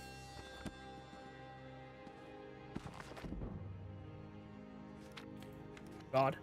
Rizlav the Righteous, Part 1 by Sinjin. Like all true heroes, Rizlav Alaric had inauspicious beginnings. We are told by chroniclers that the springtide night in the 448th year of the first era on which he was born was unseasonably cold, and that his mother, Queen Linada, died very shortly after setting eyes upon her son. If he were much beloved of his father, King Morris of Skingrad, who already had plenty of heirs, 3 sons and 4 daughters before him, the chroniclers make no mention of it. His existence was so very undistinguished that we hear virtually nothing of him for the first 20 years of his life. His schooling, we can suppose, was similar to that of any spare prince in the Colovian West, with alien tutors to teach him the ways of hunting and battle. Etiquette, religious instruction, and even basic statecraft was seldom a part of the training of a prince of the Highlands, as it was in the more civilized valley of Nibene. There is a brief reference to him, together with his family, as part of the rolls of honor during the coronation of the Emperor Gorius on the 23rd of Sun's Dawn, First Era 461. A ceremony, of course, held during the time of the Elysian doctrines of Maruk, and so was without entertainment. But a 13-year-old Rizlav was still witnessed some of the greatest figures of legend. The Beast of Enequina, Darloch Bray, represented his kingdom, giving honor to the Emperor. The chieftain of Skyrim, Jorik the White, and his son Hoag were in attendance, and despite the Emperor's intolerance of all elves, Keimer, Indoril Nerevir, and Dwemer Dumak Dwarf King were evidently there as well, diplomatically representing Resdane, all in relative peace. Also mentioned on the rolls was a younger Mer in service to the Imperial Court of High Rock, who was to have a great history with Rizlav, Ryan Darini. Whether the 2 young men of about the same age met and conversed is entirely the stuff of historians' fancy. Ryan is spoken of in praising words as a powerful landowner, eventually buying the island of Balfira in the Iliac Bay and gradually conquering all of High Rock and large parts of Henrefell and Skyrim. The Rizlav is not heard of again in history's books for another 17 years. He only offers supposition based on the facts that follow. Children of kings are, of course, married to the children of other kings to bind alliances. The kingdoms of Skingrad and Kvatch skirmished over common territory throughout the 5th century until they reached a peace in the year 472. The details of the accord are not recorded, but since we know that Prince Rizlav was in the court of Kvatch 6 years later as husband to Beline, the daughter of King Justinius, it is fair to make an educated guess that they were married then to make peace. This brings us to the year 478, when a great plague swept through all of Cyrodiil and seemed particularly concentrated in the independent Colovian West. Among the victims were King Morris and the rest of the entire family in Skingrad. Rizlav's only surviving elder brother, Dorald, survived, being in the imperial city as a priest of Maruk. He returned to his homeland to assume the throne. Of Dorald, we have some history. The king's second son, he was slightly simple-minded and evidently very pious. All the chroniclers spoke of his sweetness and decency. How he saw a vision in his early years that brought him, with his father's blessing, from Skingrad to the imperial city and the priesthood. The priesthood of Maruk, of course, saw no difference between spiritual and political matters. It was the religion of the Elysian Empire, and it taught that to resist the emperor was to resist the gods.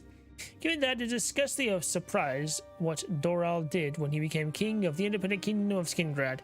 His first edict on his very first day was to cede the kingdom to the empire. The reaction throughout the Colovian estates was shock and outrage, nowhere more so than in the court of Kvatch. Rizlav Larik, we are told, rode forth to his brother's kingdom, together with his wife and 2,000 of his father-in-law's cavalry. It was surely not an impressive army, no matter how the chroniclers embellish it, but they had little trouble defeating all the guards Doral sent to stop them. In truth, there was no actual battling, for the soldiers of Skingrad presented the new king's decision to give up their autonomy. The brothers faced one another in the castle courtyard where they had grown up.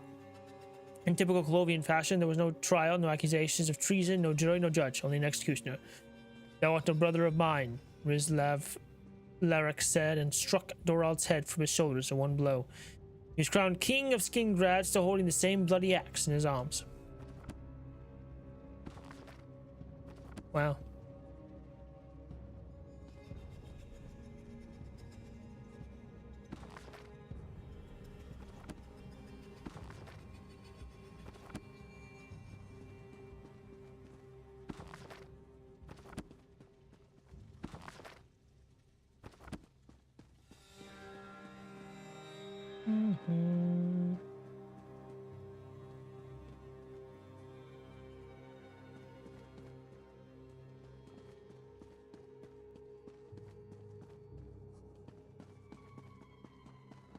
All right.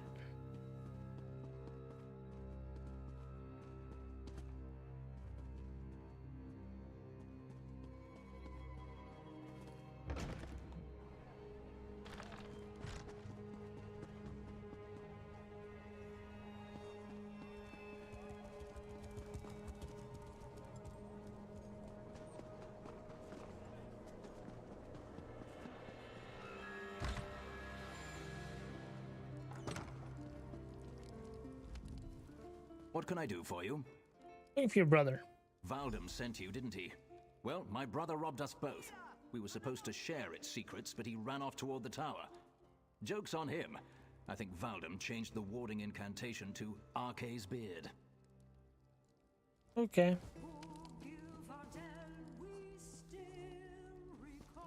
Here you are, Swanee. Have cursed me.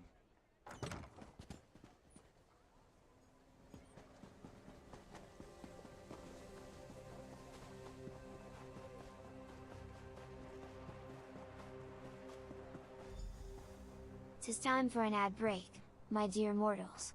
Fret not, for the great and powerful Twinkles Jr. shall return anon to bless thee with more of mine dazzling presence. Heed mine words, and prepare thyselves. Capital all." Magical inscriptions swirl across the cover of the spellbook. Two stand out: Eyes of Akatosh and Arkay's Beard. Arkay's Beard!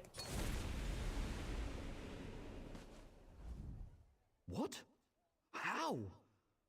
Oh, right. The book. Yeah, you were trapped by the spellbook. Praise Vivek. Thank you for releasing me. I'll run right to him and explain. By the way, I have an amazing idea for a spell that makes everyone else around you smell better. It will change everything.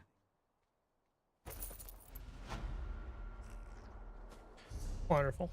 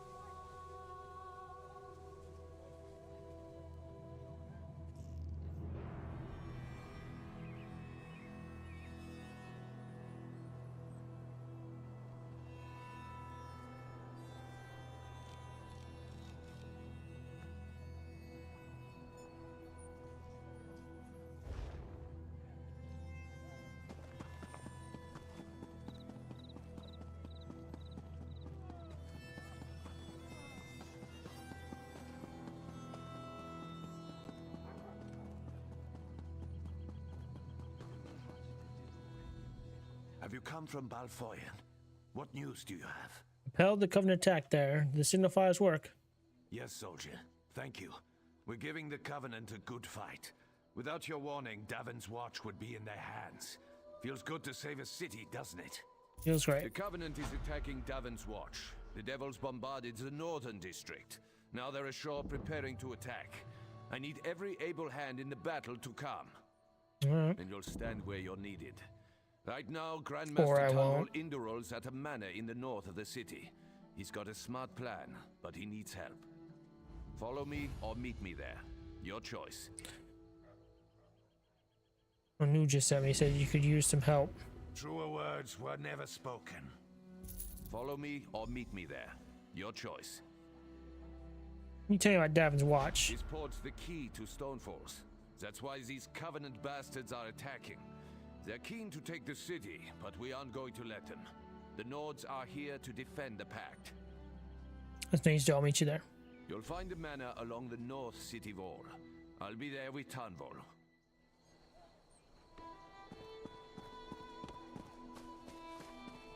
Master Merrick, where are you?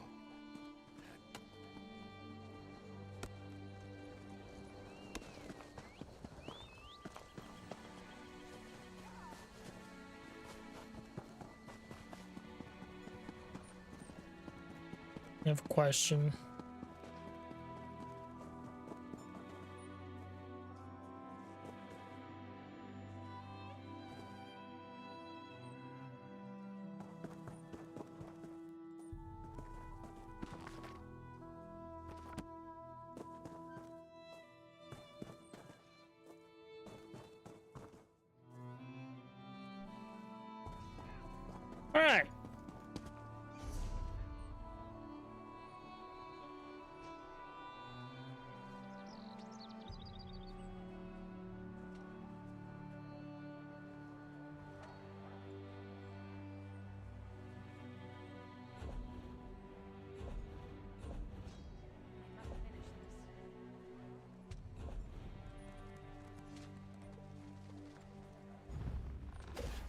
This one welcomes you back. Most crates have 4 rewards. Sometimes a crate will contain 5. Can you imagine? Wow. May luck follow you. Wild. Okay. Anyways, so yeah. This game, I'm gonna leave it for now. We're finally in Davin's Watch. Got some stuff done around here. We're in Davin's Watch. Why are you? Oh, so I got new stuff. That's why. What?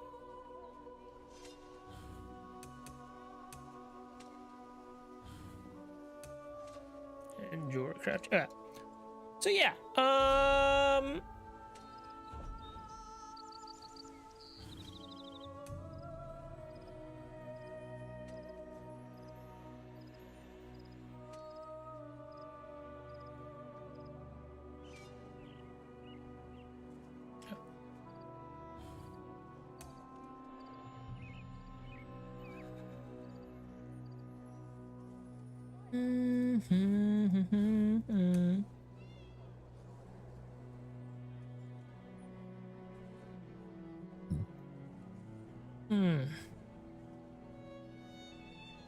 All right. What the hell is this? I'm scared.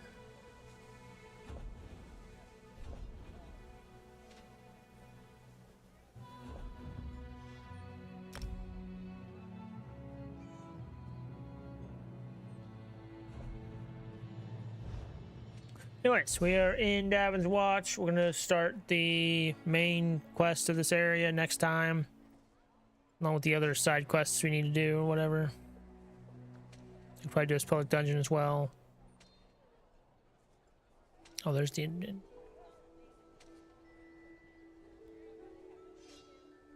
Yeah. Ah, the life of a dragon. So much responsibility, so little energy. So yeah, that's what we'll do. And then we'll, yeah. That.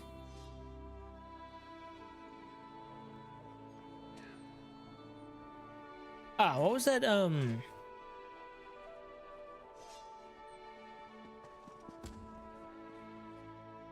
That's not happening for a long time. It's happening for a long time. That's not gonna happen for a while. Oh, that's cool. I didn't realize it showed like. Okay. It's cool.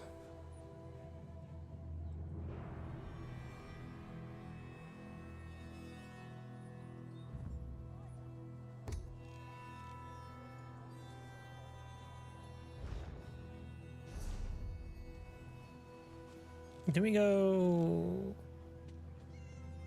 Am I at here? Wasn't this where I was, Dalmora? Oh yeah.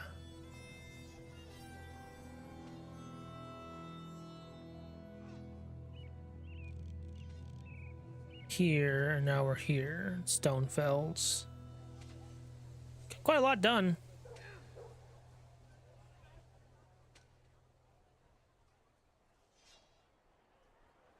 Holy shit, so many books though. Fuck. There's a lot to do here. Yeah, that'll be next time. I think tomorrow I might do a master duel. Start doing master duel again. Masochist. Maybe both. I don't know. We'll see. So yeah. Anyways, as always, stay blessed, my friends. A good night.